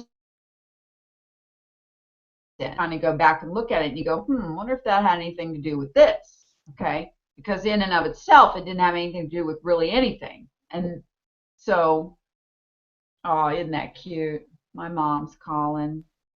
I can't talk to her, so I'll call you later, Mom. Right now, I'm talking about giants and giant trees and black goo on the internet. Oh, that's funny. Okay. Those guys want us to believe in those BS that they're giving us. That's why if they can't lead something, or if they can't prevent something, they lead it. Right. That's the strategy. Money. That's why we have a lot of different theories, a lot of speculations on some, BS that they give us, and they give just a little bit of truth, The obvious truth. And then 10 or 20 or 50 years later, you find out more stuff about it, and then you figure it out, and you go, aha, that was why we didn't understand that. Yeah, just a part of this puzzle, and they're giving us a little piece every year, and we just checking. Oh, we knowing something. Of course we knowing, but we're knowing too slow, and they already knew it like Right. 200 years ago. They give us Right. iPhones, and we think, oh, that's a progress. 10 years ago we couldn't Skype each other, we couldn't have FaceTime, we couldn't have like hangouts and all this. And they had it like 200 years ago again. So Sure. Well, And they got okay, telepathy and go ahead. I've shown Lori the pictures of Russian fairy tales where we had those iPads and stuff like that. So Philip, did they have motor cars 200 years ago? what again? Did they have Did motor they cars have and stuff motor like cars? we have today? Motor cars, of course. Where you think those? I wish you would find that. Go look that up. What were we talking about, Philip, when you showed me the iPad by those The Space Odyssey? What were the name of those giant warriors that you were telling me about that came down from the north, the Russians, when we first started talking? As I said, It was in that photograph of those guys on horses. Yeah, as I said, those giants, some of them were good, some of them were bad. So Right. some of them were designed as a weapon against us. So you gotta understand, some guys were good. So we had those guys, and those guys were protecting the cities, the towns that we had, those star fortresses that I've shown you. Mm-hmm. And when the time came when we became eating each other, obviously those huge ones didn't have any food, so they just died. And that's why we don't have those evidence right now in living ones. Only the bones and the evidence in architecture. So that's all we got right now. What were the names of those guys you told me? In Russian, you got me to say it right, but then I forgot it already. In Russian, it means the thief from the god. So god thieves. God thieves, right? So they are so smart, they're so quick, they're so strong that they can come to a god and steal whatever, an idea, a weapon, or anything, like the Hercules. And you've heard about Hercules? Yes. The ancient Greek guy who was so strong that who was messing up with even gods and some. Okay, so that's our mythology. That's our natural mythology. We had those guys. We had those heroes who were fighting for us, and they were semi-gods, maybe. What is the question again? How do they spell it? So type that in. You found that once before, so type that in again. The god thieves and find that photograph of the guys on the horses. Okay. Hey, Laurie, I just want. Sorry. Sure. I just wanted to quickly add in while he's looking that in the 2001 Space Odyssey, they definitely had iPads and FaceTime. That's just an image, just saying, this was, what was this, 1969? Yeah. So. I'm trying to find that. Click on show image or whatever on that, Ronnie, and make that bigger. I want to see that picture. Okay. There we are. Those god thieves. Yes, they are. Those ones are huger than a forest. You can see. Yeah, flip through some of those and explain what they are. So from your culture. They're just semi-gods, those guys had like an average of 3 meters wide. You know, these shoulders, so they like bigger than Schwarzenegger in proportions. Mm-hmm. So I'm like, you've seen him everywhere. It's like every mythology, we have those huge guys who. Well, yeah, we had Paul Bunyan in his Blue Ox Babe. Maybe. So. The Green Giant. Yeah, look at this guy. That's a forest, right? Yes. Okay, so the giant horse and the giant man. So those guys live like 1,000 years or so. If you read Bible, you can find out that people lived about this age too. Mm-hmm. Have you read it in the Bible? Yeah. Methuselah lived to be almost 900. Yeah. Yeah. So it's quite matching with our age, and so they couldn't die because no one could have killed them. They're so strong, and they protected us from all those. Okay, so you're right. They were the good big giants. So even when they figured out they can't do anything with us, they sent the same size guys to us, like dragons and stuff like that. And let me show you dragons. Okay.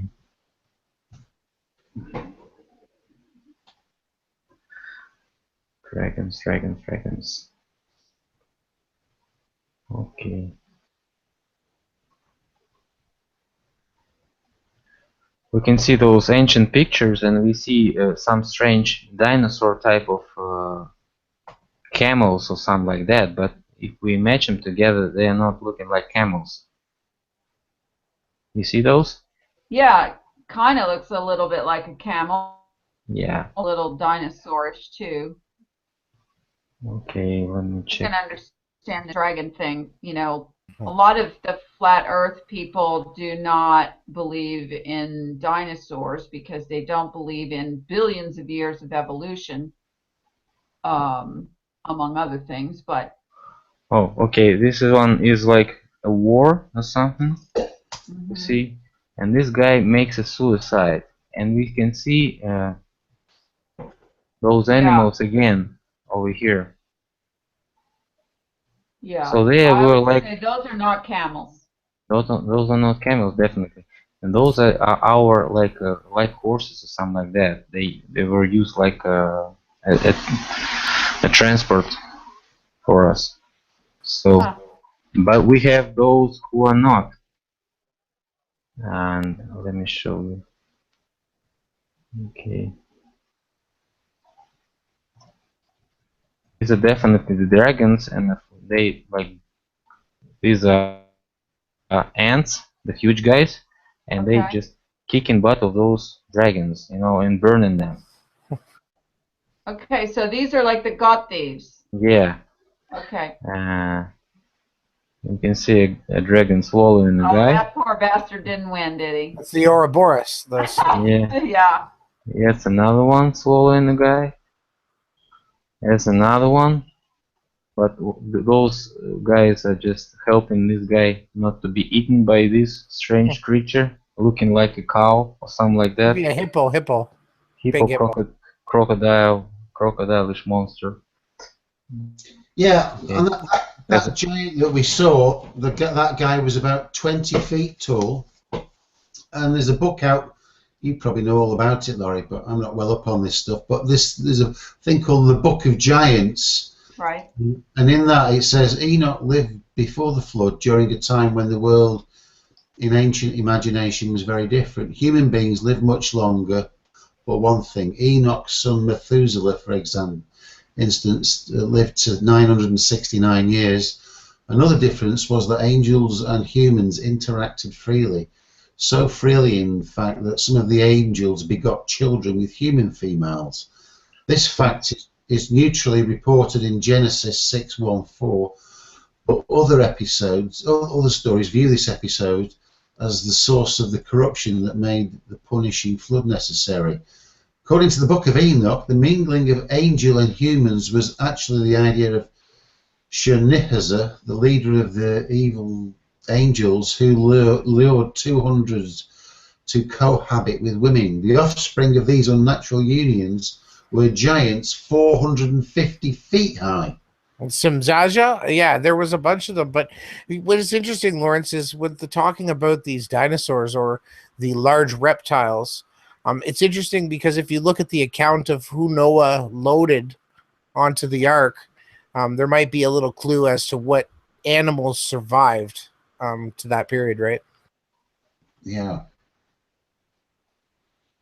So here we've got all of this mythology from all of these different areas. Okay, this is my first opportunity to see Russian mythology because I just never thought to look at it because there's always been plenty to look at everywhere else. And so it is quite interesting to me to get a look at the similarities in the mythology, which we have, obviously noticed from other cultures around the world, across the world. I got saying around the world. I mean, how many years is it going to take to break this language barrier? But, these giant men had to be riding giant horses. So how big were the horses? How big were these, these dragons? And all of this stuff is in every bit of the different mythology that you read everywhere. Including then you got to go to the little people. What about them? When did they fit into this story? Did we zoom from mega giant to miniature and then kind of level back out at our size? That's what I was trying to say. That like you're a trained driver, maybe a junior, junior surgeon or something like that. First class surgeon, and you a driver of this tank, right? Mm-hmm. You are not the boss of this tank. You are not the boss of the army. You are not any major or captain or colonel or something like that. You're just a private or maybe private first class or first class surgeon. You don't know anything except what you are driving. And you are looking at this war through this little tiny window, which is obviously your front glass, windshield, and you don't see anything except this small view from this tank. And how can you explain kids when you are a veteran of this war? You maybe go into this high school or maybe junior high school or maybe kindergarten or elementary school, and you try to explain about the war that you were participating in to those little kids. They haven't seen the war, they haven't seen anything. What words do you tell? And those kids are describing their grandchildren after maybe 100 years that big guys were riding horses, and so those children writing those paintings, about giant dragons, giant, huge swallowing ships in the sea, but they may be just submarines or something like that. So we don't know anything about those mythology roots. Right. I agree with you, and that was a very good explanation of how, we look at some of these old artistic renderings. I mean, why are those people flying up, lifted up in the sky? What is that depicting?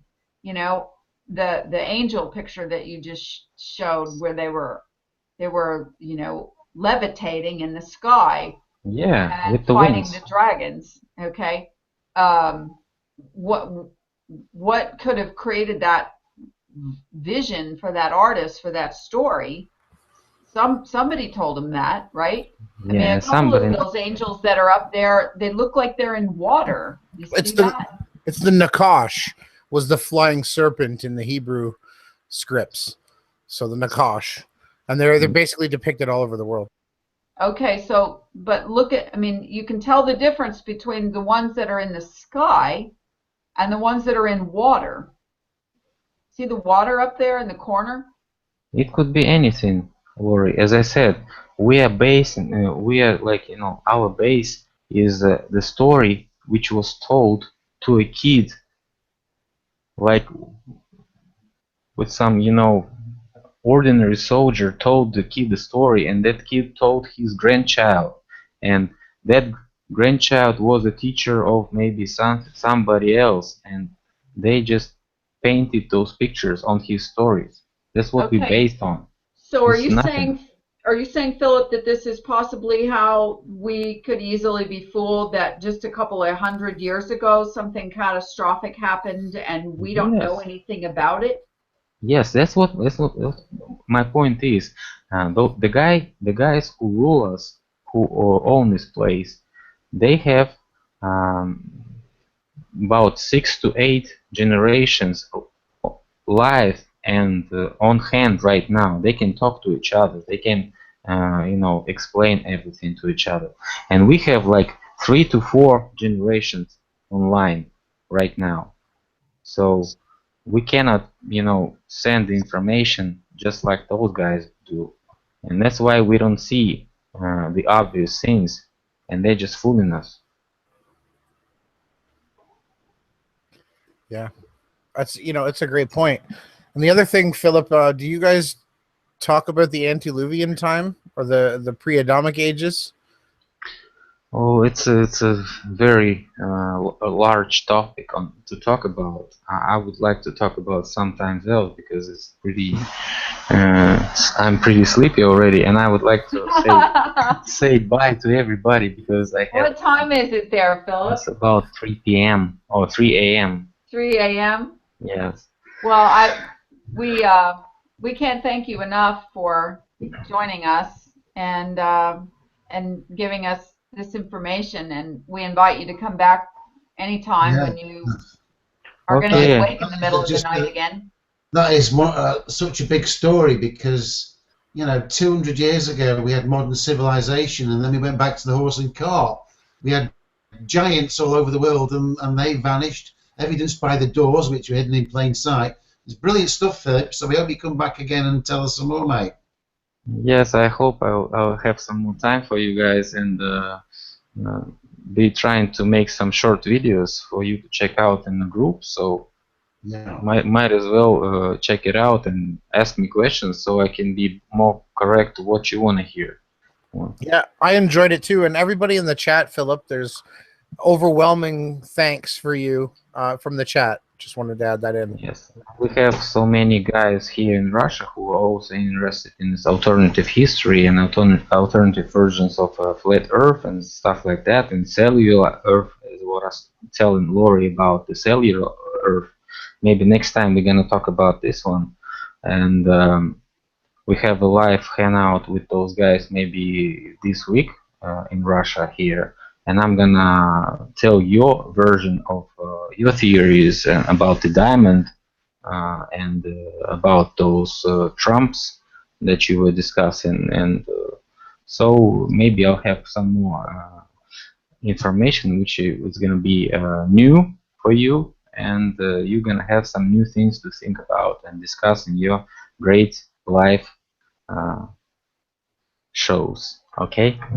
Okay, great. Thank you so much, Philip. We really appreciate it. Listen, okay, sleep well. До свидания. До свидания. До свидания. До свидания. He was great.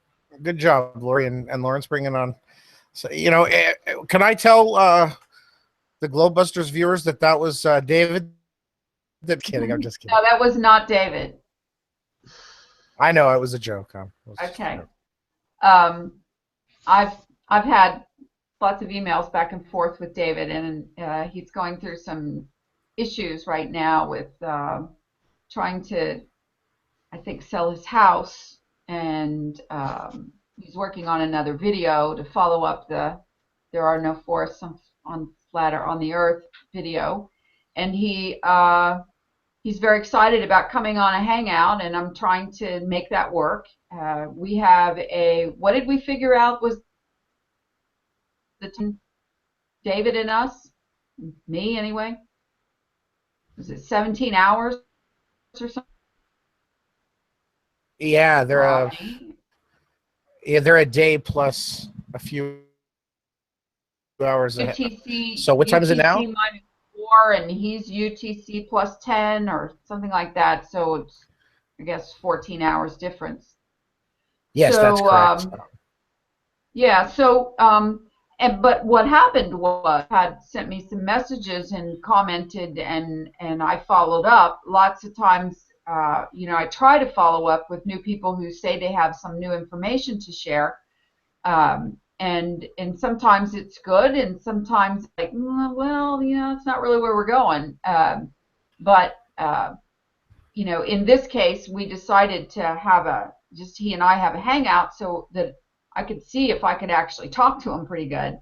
And then I was thrilled when I discovered that he, I guess, lived his first, I don't know, childhood, 8 or 9 years maybe, in the U.S. or lived that long, for a while here. So he obviously has very good command of the language, and more than lots of Americans do, actually. And if he doesn't, then he's very prompt at going right into the translator and putting his, Cyrillic language in there and coming up with the word that we need so we can understand. So once again, thank you very much, Philip. And he is in the group Flat Earth Conspiracy or the Flat Earth Conspiracy group on Facebook. And so, you'll probably catch him there because he puts up, every time we talk about something, he just jumps in there and makes a video and tells us what he thinks about it. So I think that's pretty great. Mm-hmm. Yeah, we were chatting earlier in the week, weren't we, Laurie, about timelines and giants. And, if you look at Enoch, you've got giants that are whatever, 500 feet tall, maybe taller than that. And I was just, we were just looking at what might have happened. It's pure speculation.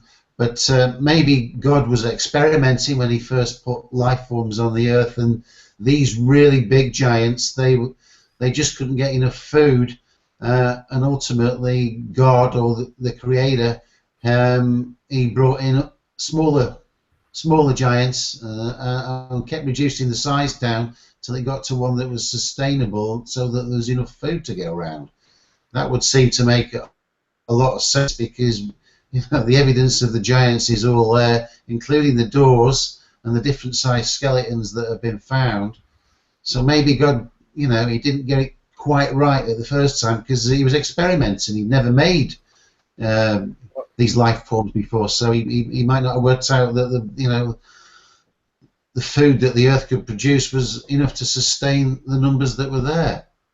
Well, and you know what, just to kind of extrapolate on that a little bit, obviously there's going to be somebody out there who go, oh, God's infallible. He wouldn't make a mistake. He wouldn't invent something or create something that wasn't going to work because he's God. And, I might answer to that. Every creative person,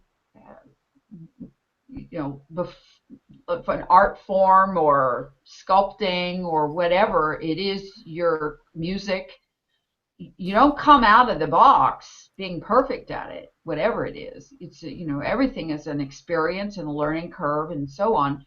And, look at all of the different creatures that we have on Earth now that, from these little tiny ecosystems that are, well, like you have this one certain plant and the bird needs that to build the nest, and the bird drops its droppings, and then this dung beetle comes, or you know what I'm saying, or this certain plant that has to have this certain bee or wasp to come and drink its honey and nectar, and then is the only thing that can survive the acid that's in the pot, and then it goes in and pollinates.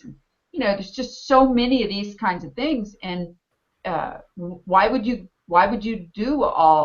make all of these specific creatures unless you could?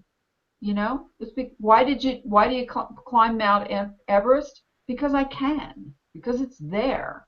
So if we're made in God's image, so to speak, well, one of the things that I would say that the image is about is our creativity. And so for those who think that the giants were, there's some who speculate that these giant creatures and trees and whatever was phase one of creation Earth, and that smaller and smaller and smaller, and that. But here's the part where I get sort of stumbled on. If these giants were 450 feet tall and there were these giant trees and there was giant everything, the part we live on right now is just a patch of the greater realm, in my opinion. And this is where it sparks my interest, because from the time I became a flat earther and learned about it and started researching it, there's a more out there person, okay? And not because, I've had people say, oh, well, you concerned you're a prisoner or that you're in a terrarium and you can't get out or anything like that. No, not at all. It's got nothing to do with that. And if it's the case, then so be it. But what I would rather think is that there's more, and there's some sons of bitches out there who are keeping it for themselves and hoarding and keeping us held captive by our minds and by our belief systems to this small patch of ground. So that's my thought. Well, I just wanted to say to Lawrence before that he was speculating that, I've postulated in my past that God might have made mistakes, but I don't believe that to be true. I think the pre-Adamic times, or the antediluvian period, before the story of the Bible was written, I believe that through creating the earth, there was all different types of creatures that performed all different tasks. And I know that some of the scriptures state that it was the product of the fallen to create the giants. So I don't think, because they were, cursed and they're still here. Their spirits are still here. So to think that there was mistakes, I don't know. I think everything has a plan. That's all I wanted to add. Well, I agree with that. I don't consider making versions of something a mistake. I mean, let's just say this, okay? If nobody ever made a cherry pie before, ever, and you've got flour and you've got sugar and you've got some cherries, and you're tired of just eating cherries as cherries, and you go, I wonder what it'd be like to put that with that with that and make a cherry pie. And voila, you make a cherry pie, you go, that was pretty good, but next time I think I'm going to add a little bit more sugar because that was a little tart. So that's kind of how I look at these versions of things. And who knows, maybe the giants were supposed to be on another plot of land over there, and this was supposed to be for us, or for the little people, or actually for nobody. And I keep going back to the biblical idea of East of Eden, that Eden was the Garden of Eden. And when you use the word garden,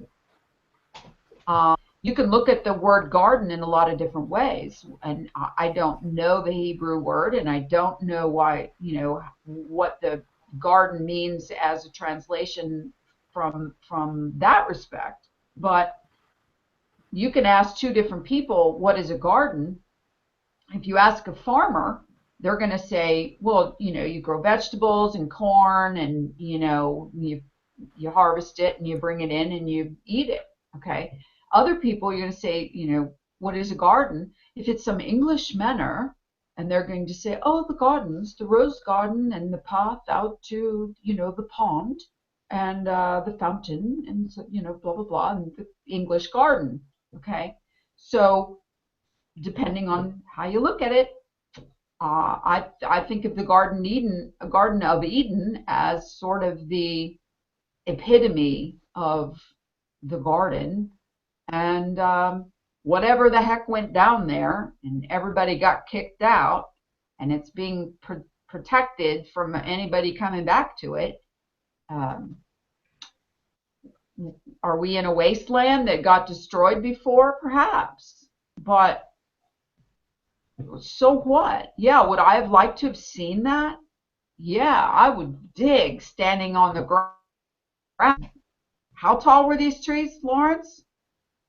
6,000 feet tall, 600 miles high, or some gargantuan number? Yeah. 60 miles. Okay, so there could only have been so many of these trees. I mean, I go on Google Earth and I look down at the earth and I think, well, that was a tree and that was a tree. And maybe this was like a whole forest of trees. And maybe there were trees here, but they just scooped up a bunch of dirt and piled it on top, and now it's just high ground and the trees are underneath of it. Yeah. So for anybody to poo-poo this stuff before we even have a chance to discuss it is, I hate to go there again, but that's the kind of thing that really ticks me off, because the next thing you know, so and so's a shill and so and so's a shill and so and so's a shill because they're treers, you know, they're stumpers, and these guys, you know, they are non-stumpers, but they're giant peoplers, and you know, it could just get into this just ridiculous, you know, division thing again. So before that happens, it may even be too late, but before that happens, let me just say that every single person who hears this information, it's either going to resonate with them or it's not. It's just the same way Flat Earth did or it didn't. But 6 months from now, they could see the thing that triggers them, the stump, the one stump that says, oh my God, they were right. That's a stump, okay? And then everything changes for them. So to shut it down or, you know, make fun of it before we get a chance to even start talking about it, because here's the thing. David, the guy who made the video originally, it's a culmination of other people's work plus his own. You know, there's a guy who was invested in it called, you know, Asgard, and then another guy. And so it's not just something that David pulled out of his butt, dreamed up, and just thought, oh, I'm just going to put this out here and see how many people I can get to fall for it, right? Yeah, that's an interesting thing that you brought up there, Laurie, about, you know, the humans and maybe the giants. Maybe we weren't supposed to be on this patch of ground, because when you look at the composition of the Earth, it's 27% silicon. But when you look at the composition of the Earth in terms of silicon compounds, it's over 90% of the composition of the Earth's crust. Yet carbon is less than 0.2 of 1%. So there's 150 times more silicon than carbon on the Earth, but there are no silicon-based life forms. Let me just bring up the periodic table and you can see where these two things fall. There we go, periodic table. Okay, so if you look under number 14 for the numbers going across, you've got number 6 is carbon and number 14 is silicon, and they're right adjacent to each other. If you looked at the There Are No Forests on Flat Earth video, the guy was showing you a cross-section of some flax, and the flax had the same hexagonal columns. So the carbon and the silicon have got a great deal of similarities in terms of shape, and they are next to each other on the periodic table. So maybe there is a carbon-based patch on this plane that we're at, where we originate from and where we were purpose-built from. And we're actually in what, you know, alien territory, which isn't ideally suited to our needs. And that's why we don't live for hundreds of years anymore, because we're, you know, we're in. Well, but couldn't the ice and maybe man-made or, you know, caused the environment to change? I'm not saying we've evolved, but maybe we have adapted to this carbon-based junk. Yeah. Yeah. But it's amazing that none of the life have carbon as anything more than their makeup. So typically, if you were a man who weighed 200 pounds, you know, well, say 90 kilograms, then you'd have about 5 grams of silicon in your body. So 90 kilograms is 90,000 grams, and you've only got 5 grams of silicon, which is like, you know, the dirt under your fingernails. If you've got any dirt there, it's totally negligible amount, and it's not essential for human life. Right. So, you know, it doesn't make sense, does it, that, you know, we should be made of what the land beneath is made of. We should be containing, you know, similar composition, but we don't. Well, that's an interesting train of thought there, Lawrence. Just for a second, let me say this. We aren't, if this part of the patch was silicone based, or is, underneath everything, and we got kicked out of our Eden, and we got shoved over here thousands of years ago, or maybe even, according to Philipp, hundreds. I don't know, because he's got a really interesting idea of the timeline. But, you know, we've had to learn to adapt to this environment.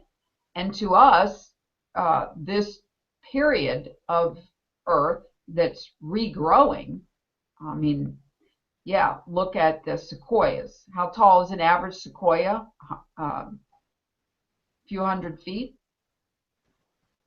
There aren't that many of them left, and they're pretty much indigenous only to a small area. There's probably some extra tall trees in other parts of the world, but they could be sort of a little patch of leftover saplings that made it through the whatever Holocaust happened here before. So, I mean, I don't have a problem with it from a biblical standpoint or a historical standpoint, or maybe even just the thoughts of it being a genetic mutation thing, or whatever. I don't see where it should bother anyone to think that we originated on another patch, another part of it.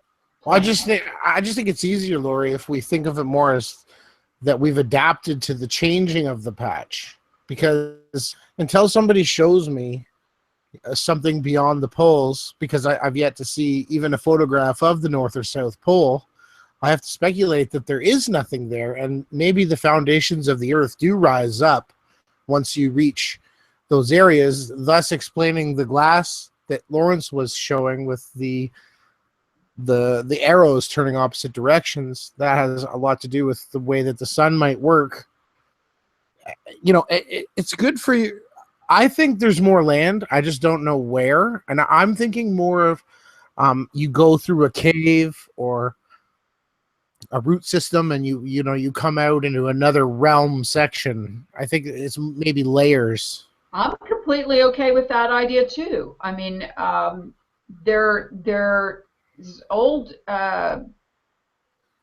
American Indian, Aboriginal Indian folklore about the white man coming out of the ground that's been passed down through history. And you know, they call down people like they never saw him before, and suddenly just some white people came up out of the ground. And these are the ones that Philip and I had a conversation about, and he said they were the Nordic people. Of course, Philip believes everybody was originally Russian, so he thinks everybody came from the north, wherever they went across Earth, which, you know, I can't argue that. I don't know where we originated from and from which direction whence we came. So, but yeah, I mean, think about it. If there's electromagnetic portal, something, you know, I've used that term about folding over a piece of paper and going through time and coming out someplace else on the plane. It's not to me. Well, and the fact that arrow was able to reverse itself. Oh, sorry, go ahead, Lawrence. Yeah, for sure. That's another kind of idea that we don't know what kind of warpy stuff, water and the perimeter of where we are. Well, that's your portal, right? Yeah. That's your portal. Yeah. Go ahead, Lawrence. But that's the portal. Yeah, I mean, it's because the creativity of the human mind is working overtime now, and there's going to be all sorts of theories coming out, and some of them do have a lot of sense to them, but you know, some of them are a bit far-fetched. And the one that caught my attention was the one that was theorizing that Earth is actually part of God's eye. And if you look at the structure of the eye, Oh no! No, Lawrence, you're not going to go there. Can I mute him because we're getting trolled.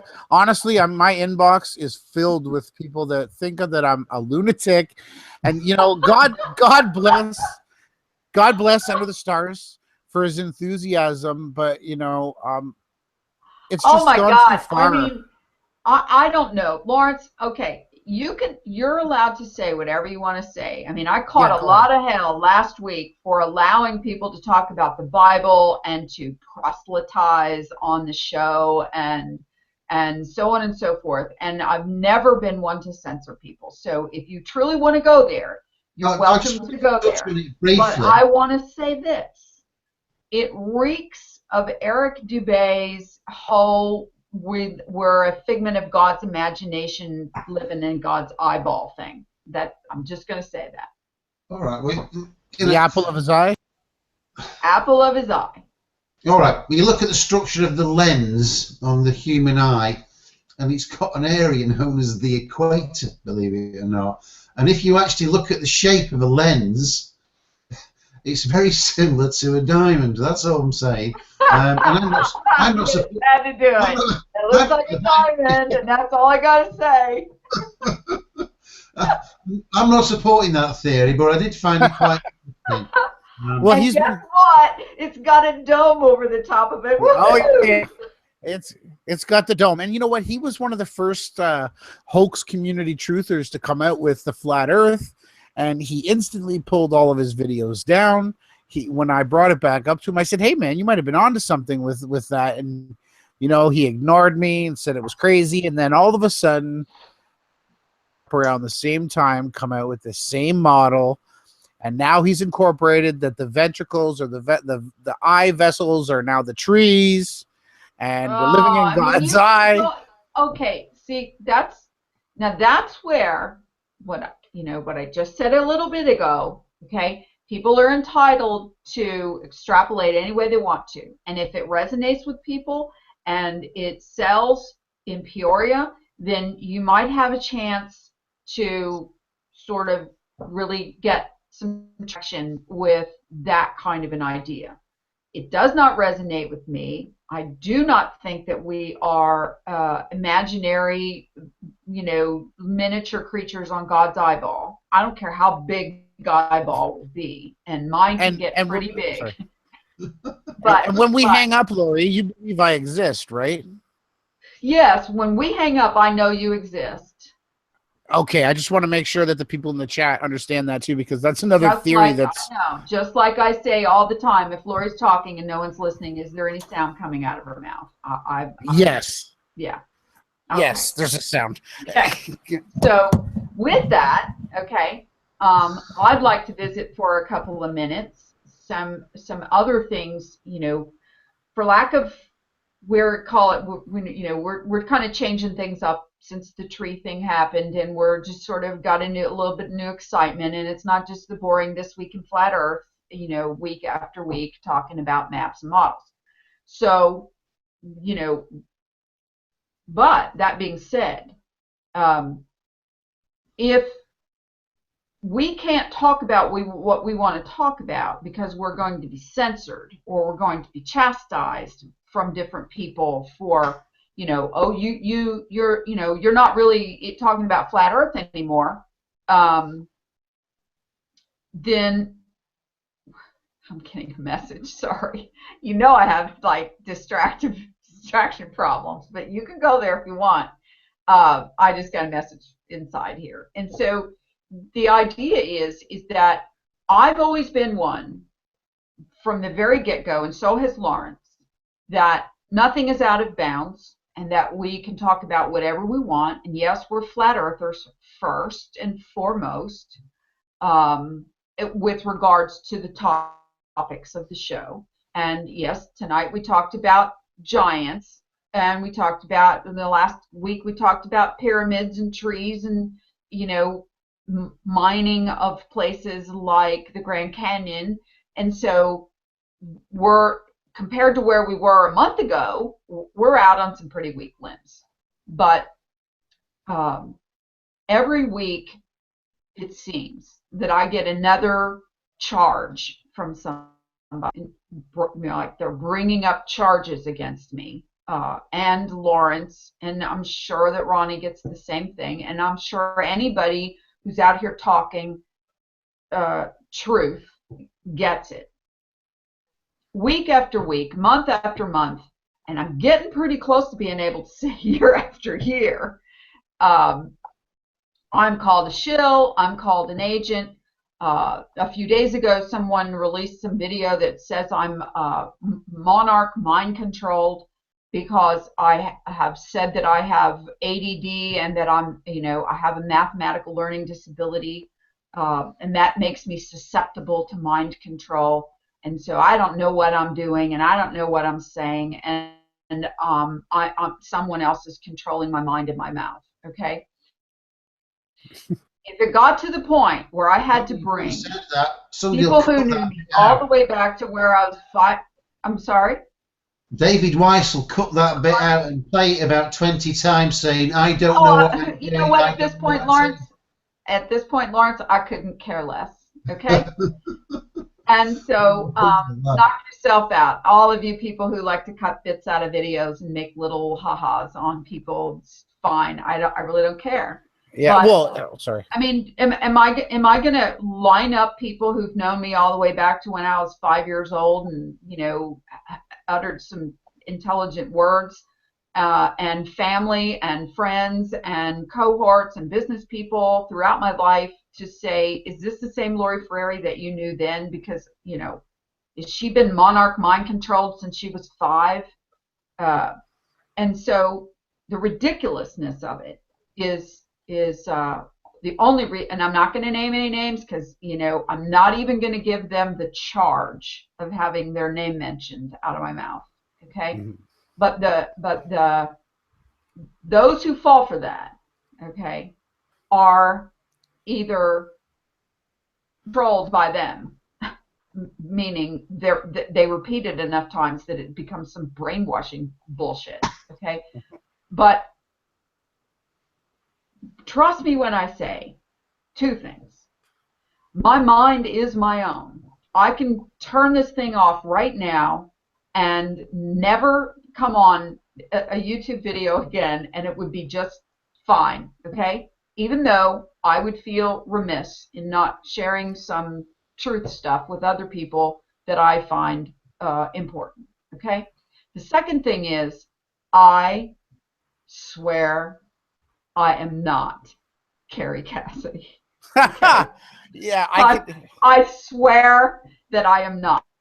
Now, one day, if this never stops, I may very well call Carrie Cassidy and say, should you get on a hangout with me for 10 minutes, 5 minutes, and you're on split screen, and we're talking to each other, and so the people at home can see, the shill boys can see that I am not Carrie Cassidy. Okay. I've seen this. That's a brilliant idea, Laurie. I think you should actually do it anway. And I mean, it would actually be interesting. You know, I mean, the woman's been on the internet with Project Camelot for. I mean, I never was a fan. I never watched her. A lot of that super soldier stuff and all that stuff was just a little bit out of bounds for me. I just wasn't interested in it. I don't know whether it's true or not, and I don't care. Okay? That's good. My secret's safe then.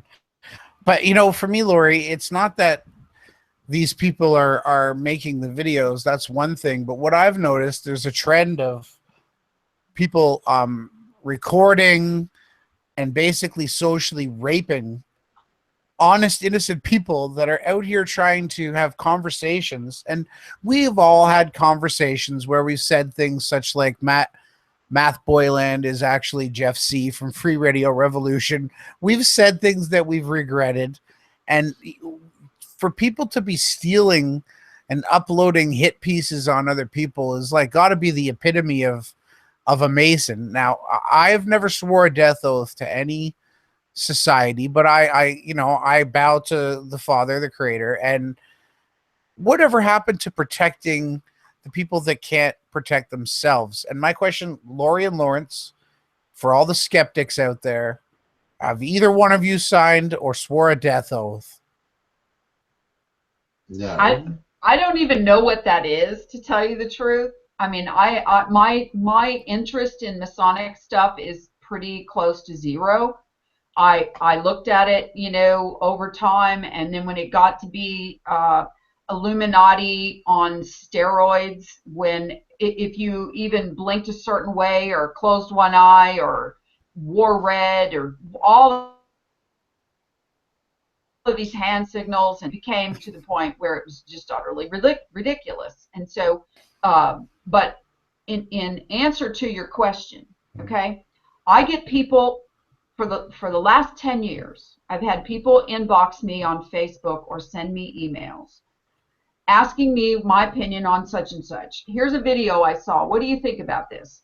Here's some research I've been doing. What do you think about this? And I always try to take the time to at least entertain it, because I don't know, just like with Philip, okay, I could have blown Philip off and said, he's going to tell me that the world is, that our history only goes back a couple hundred years. I don't, But I took the time, and I spent an hour and a half of quality time hanging out with him, okay? But other people, they will send you information and, send you something. Oh, I've got it. Breaking. I've got the thing. You're really going to want to hear this, okay? And so, okay, I'll bite. And then, wah, wah, wah, wah, wah, wah. And next time we talk, I'm going to tell you about, this other thing. And I go, I just spent an hour and a half, and I didn't get anything. I didn't get anything from this person, okay? That person then becomes a time vampire. And for whatever reason, they don't have anybody else to talk to, and they've overblown their, their value to whatever it is. And I'm sorry, I'm bored to tears.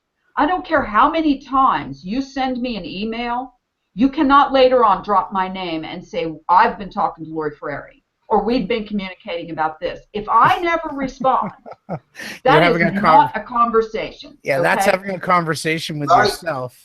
I've just got a little snippet here, and Kerry Cassidy, let me share the screen. Okay, good. That would be awesome. She's currently in the UK, going off this, and she's put a YouTube out 3 hours ago from High Elms Manor, which is in Watford near London. So there we go. This is 3 hours ago. So this is right now. This is like timely. This is the video was uploaded 3 hours ago, and it's got across the screen High Elms Manor, Watford. Watford's a few miles outside the central London. Well, they're talking about the flat Earth there, Lawrence. So.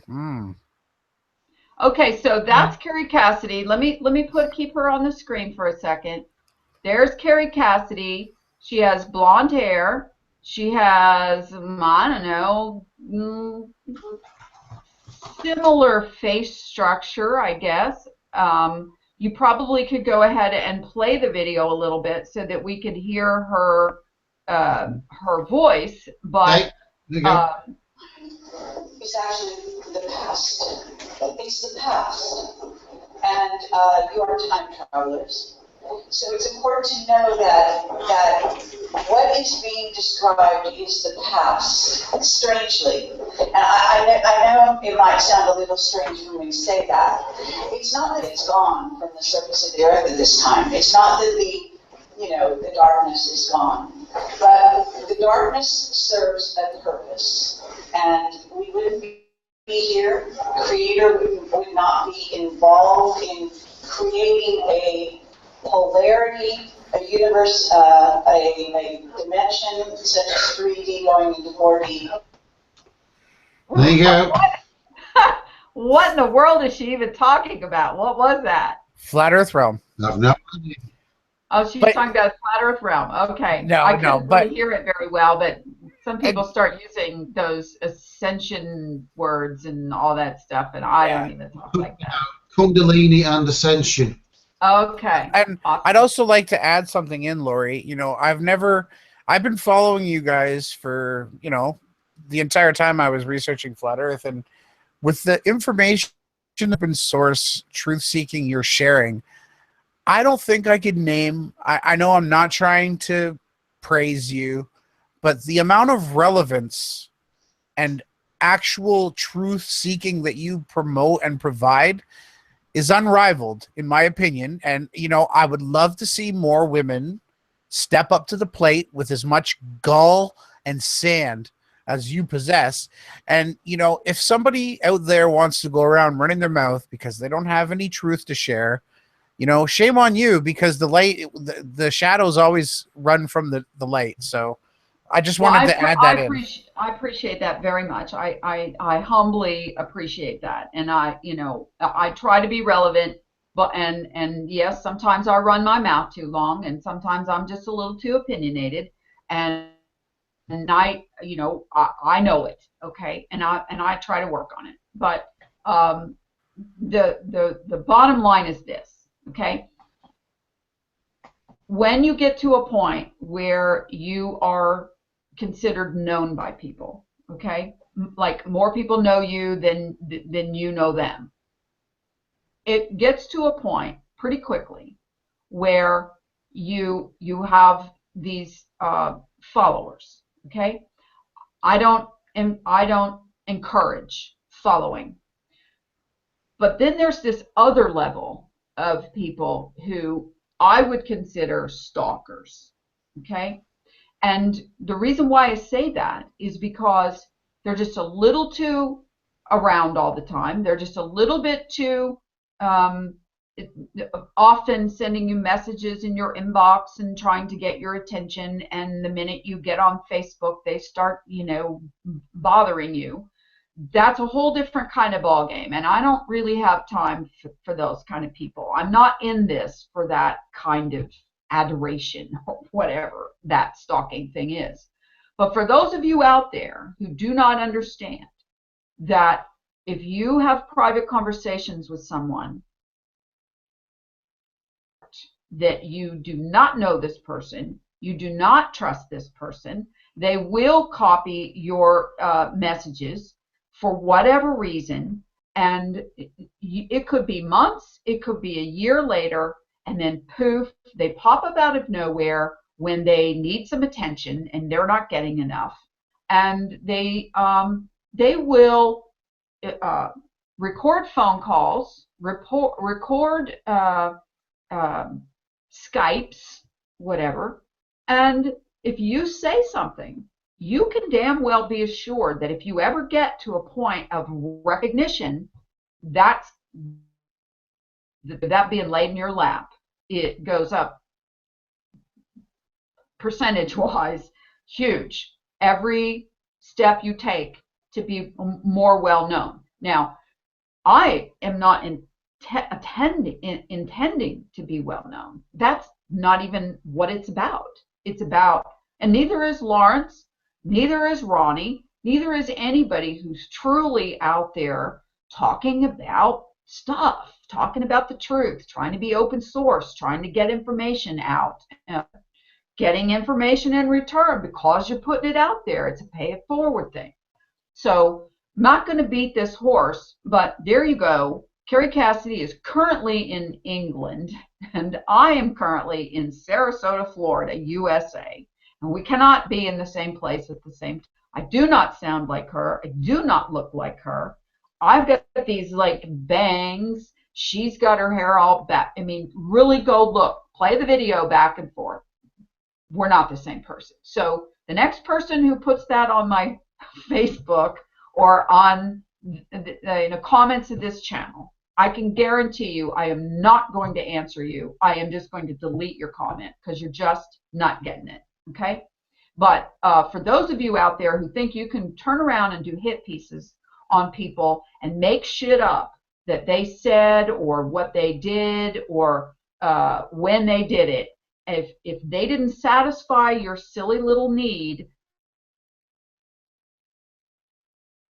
for me, no matter how many Facebook or YouTube hit pieces you put out, because I don't care. I just don't care. And neither does Lawrence, and neither does Ronnie. We don't care. And you know, end of story. So there.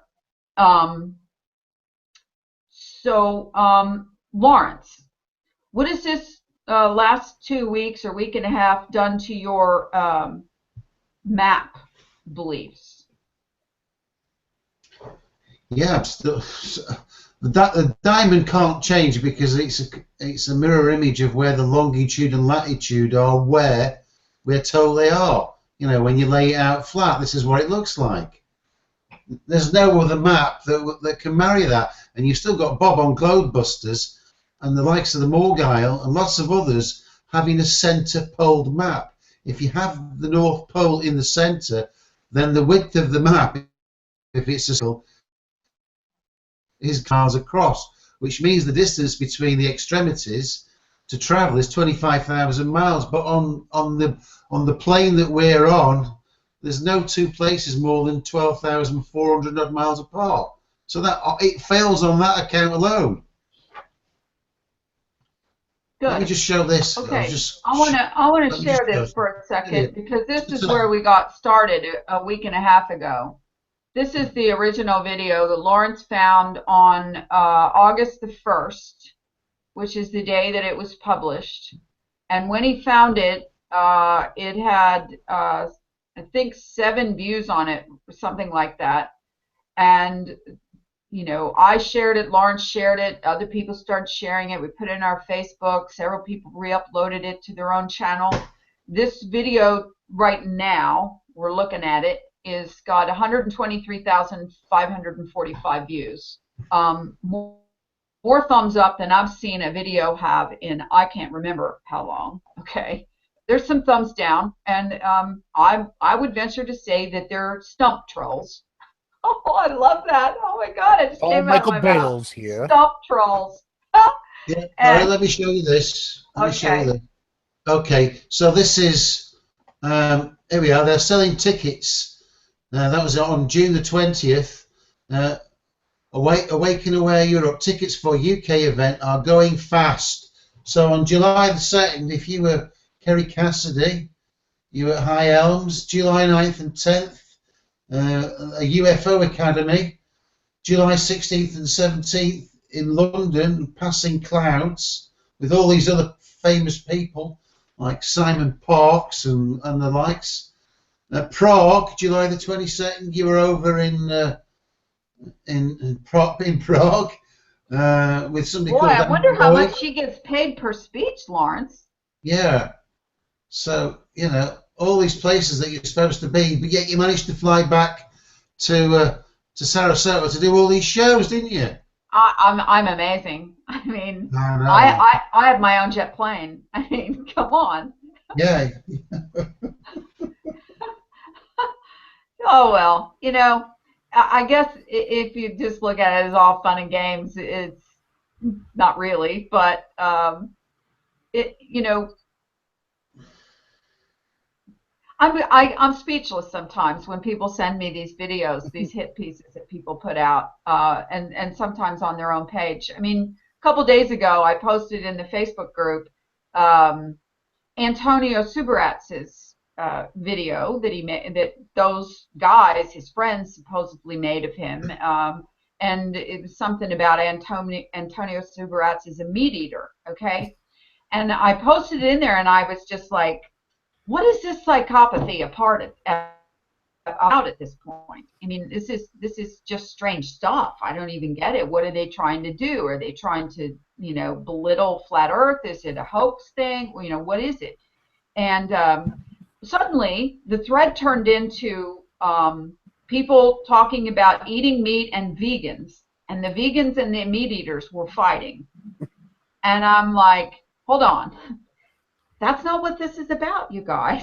It's not that kind of meat they're talking about. It was okay? Bob and Jaron's I meat don't in the really video. want to go into it, but if you guys don't understand what I'm talking about, we're, the vegan thing, this is a flat earth page.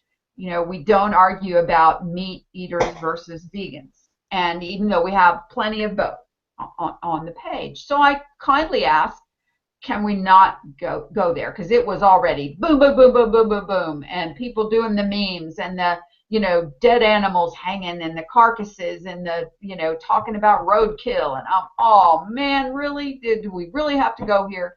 So I asked kindly, can you guys not, do this? This is just distraction and it's division, and here we go again. And I got charged with censorship and more gatekeeping and trying to control the narrative, which all of these are all catchwords all the time coming up. And so I finally went, you know what? I brought this post in here and I can take it out. Boom, delete. Okay, that'll stop the arguing.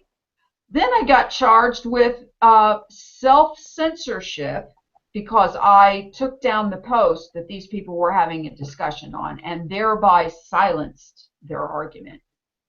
Damn straight. I sure did. Okay, I did that. Me. It was my post. I'm getting notifications every 10 seconds. Boom, boom, boom, boom, boom. And I'm just not going to have it. Okay? The next thing I know, this one person goes over to their group, who they happen to have 3 admins on this group, and all 3 admins were them. That one person, 3 different accounts as admins of their group, nobody else. And, Lori Frary, and she's a censor, and, the C word, and all that stuff, okay? And I'm like, you can't win for losing. You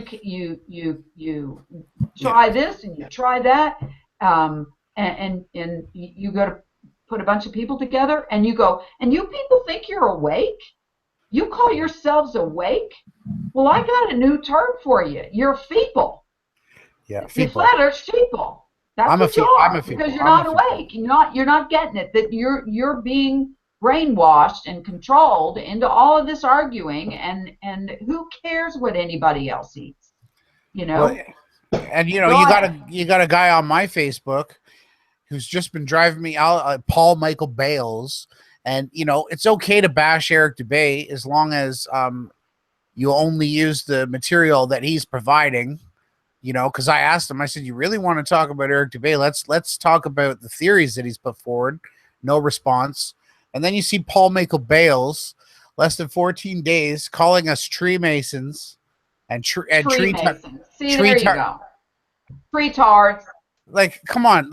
What is this community reducing to? You got Antonio Superats giving Bob and Jaron airhead, pardon my language, Christians, and telling them Martin Licky's taking it up the butt. These are his very own friends.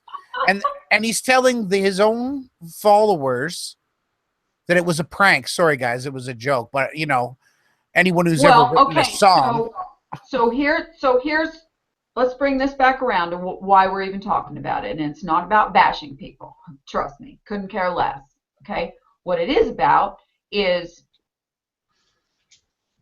you can't call yourselves a community. You can't call yourselves researchers, and you can't call yourselves awake if you're going to succumb to these forms of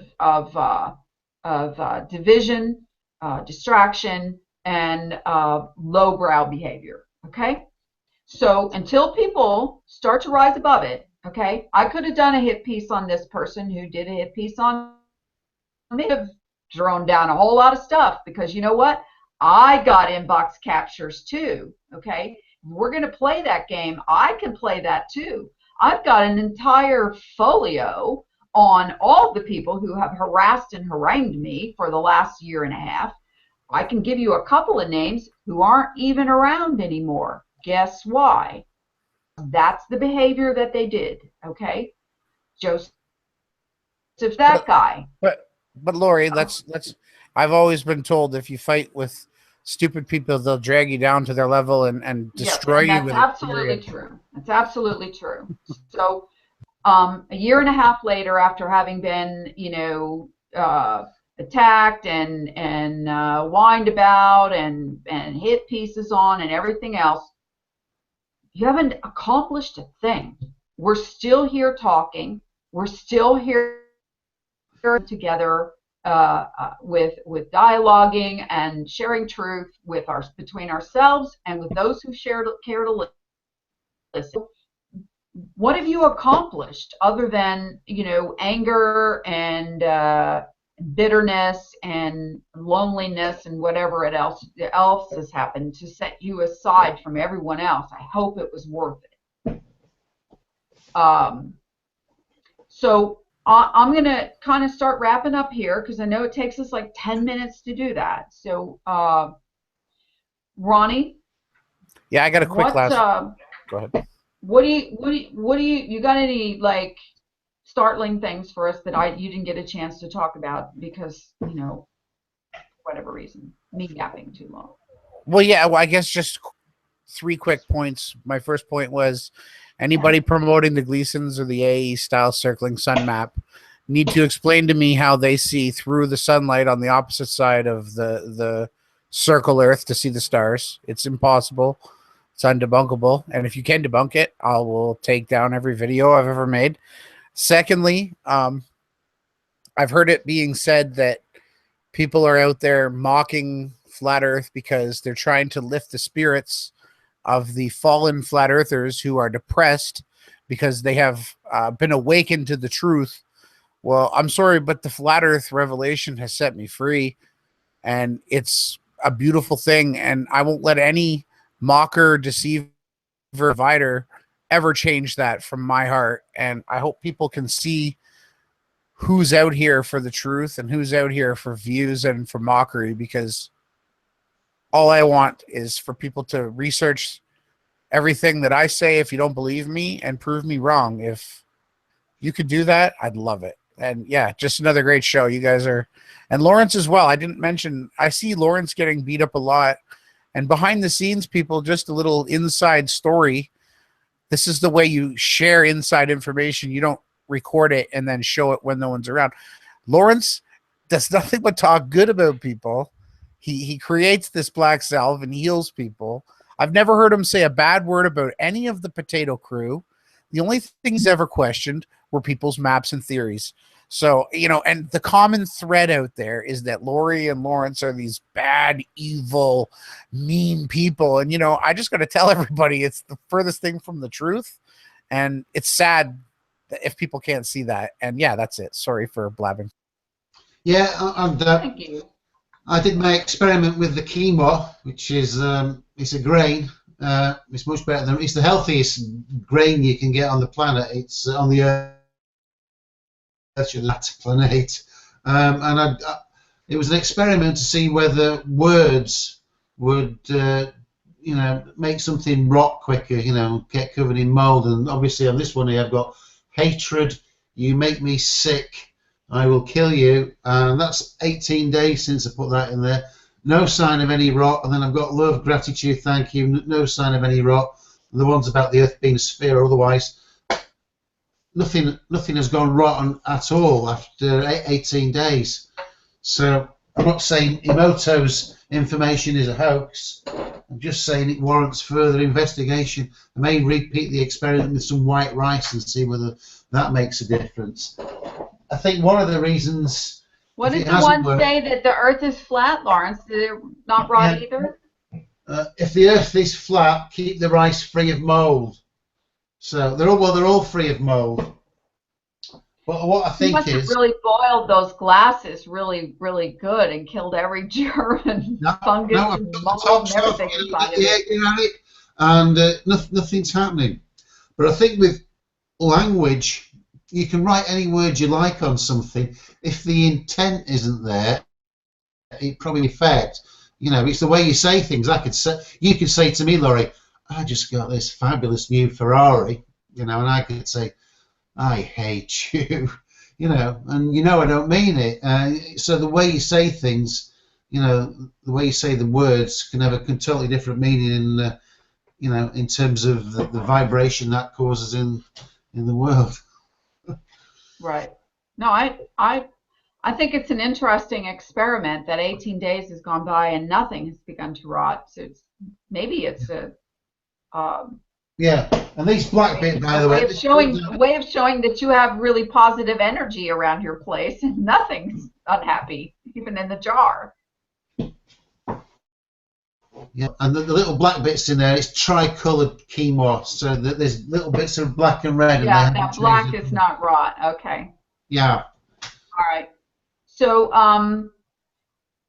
one of the things that we talked about, I don't remember when, last week or the week before, we did a couple of hangouts in a row, which we don't usually do. I think last Wednesday and last Thursday both, or something like that. So one of the things we talked about was the Ditch Your Globe Day. And so now that I'm going to have a little bit more free time this weekend, I'm going to make an event and try to do something with that. I don't know, something about September 11th doesn't seem like the right day to me, but maybe it is. I don't know. But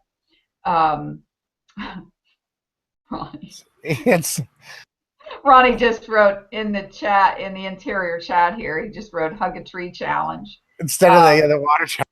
How about hug a tree hater challenge? It's like, what do you guys got against old stumps, So, I'm going to kind of put a challenge out there to those flat earth leaders, whoever they think they are, to, if you've got a problem with this information, and I'd like to know what it is.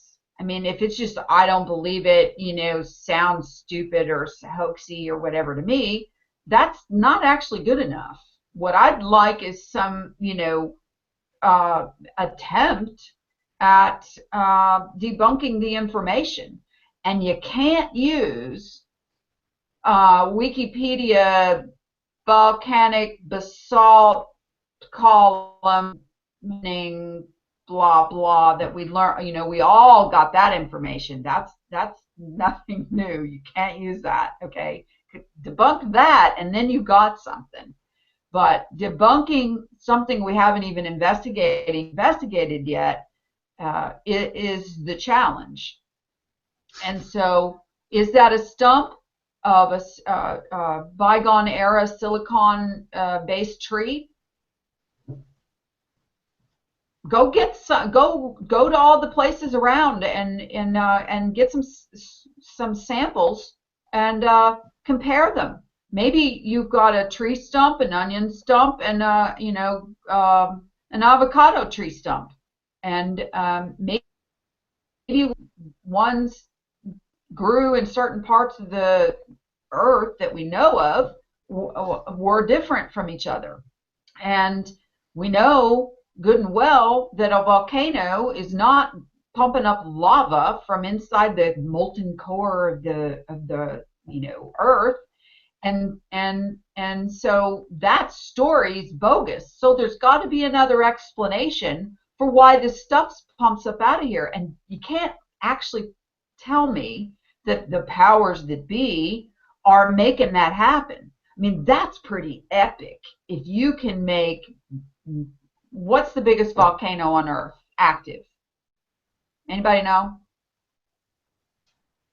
No. It would have been Helena, wouldn't it? The damage that did.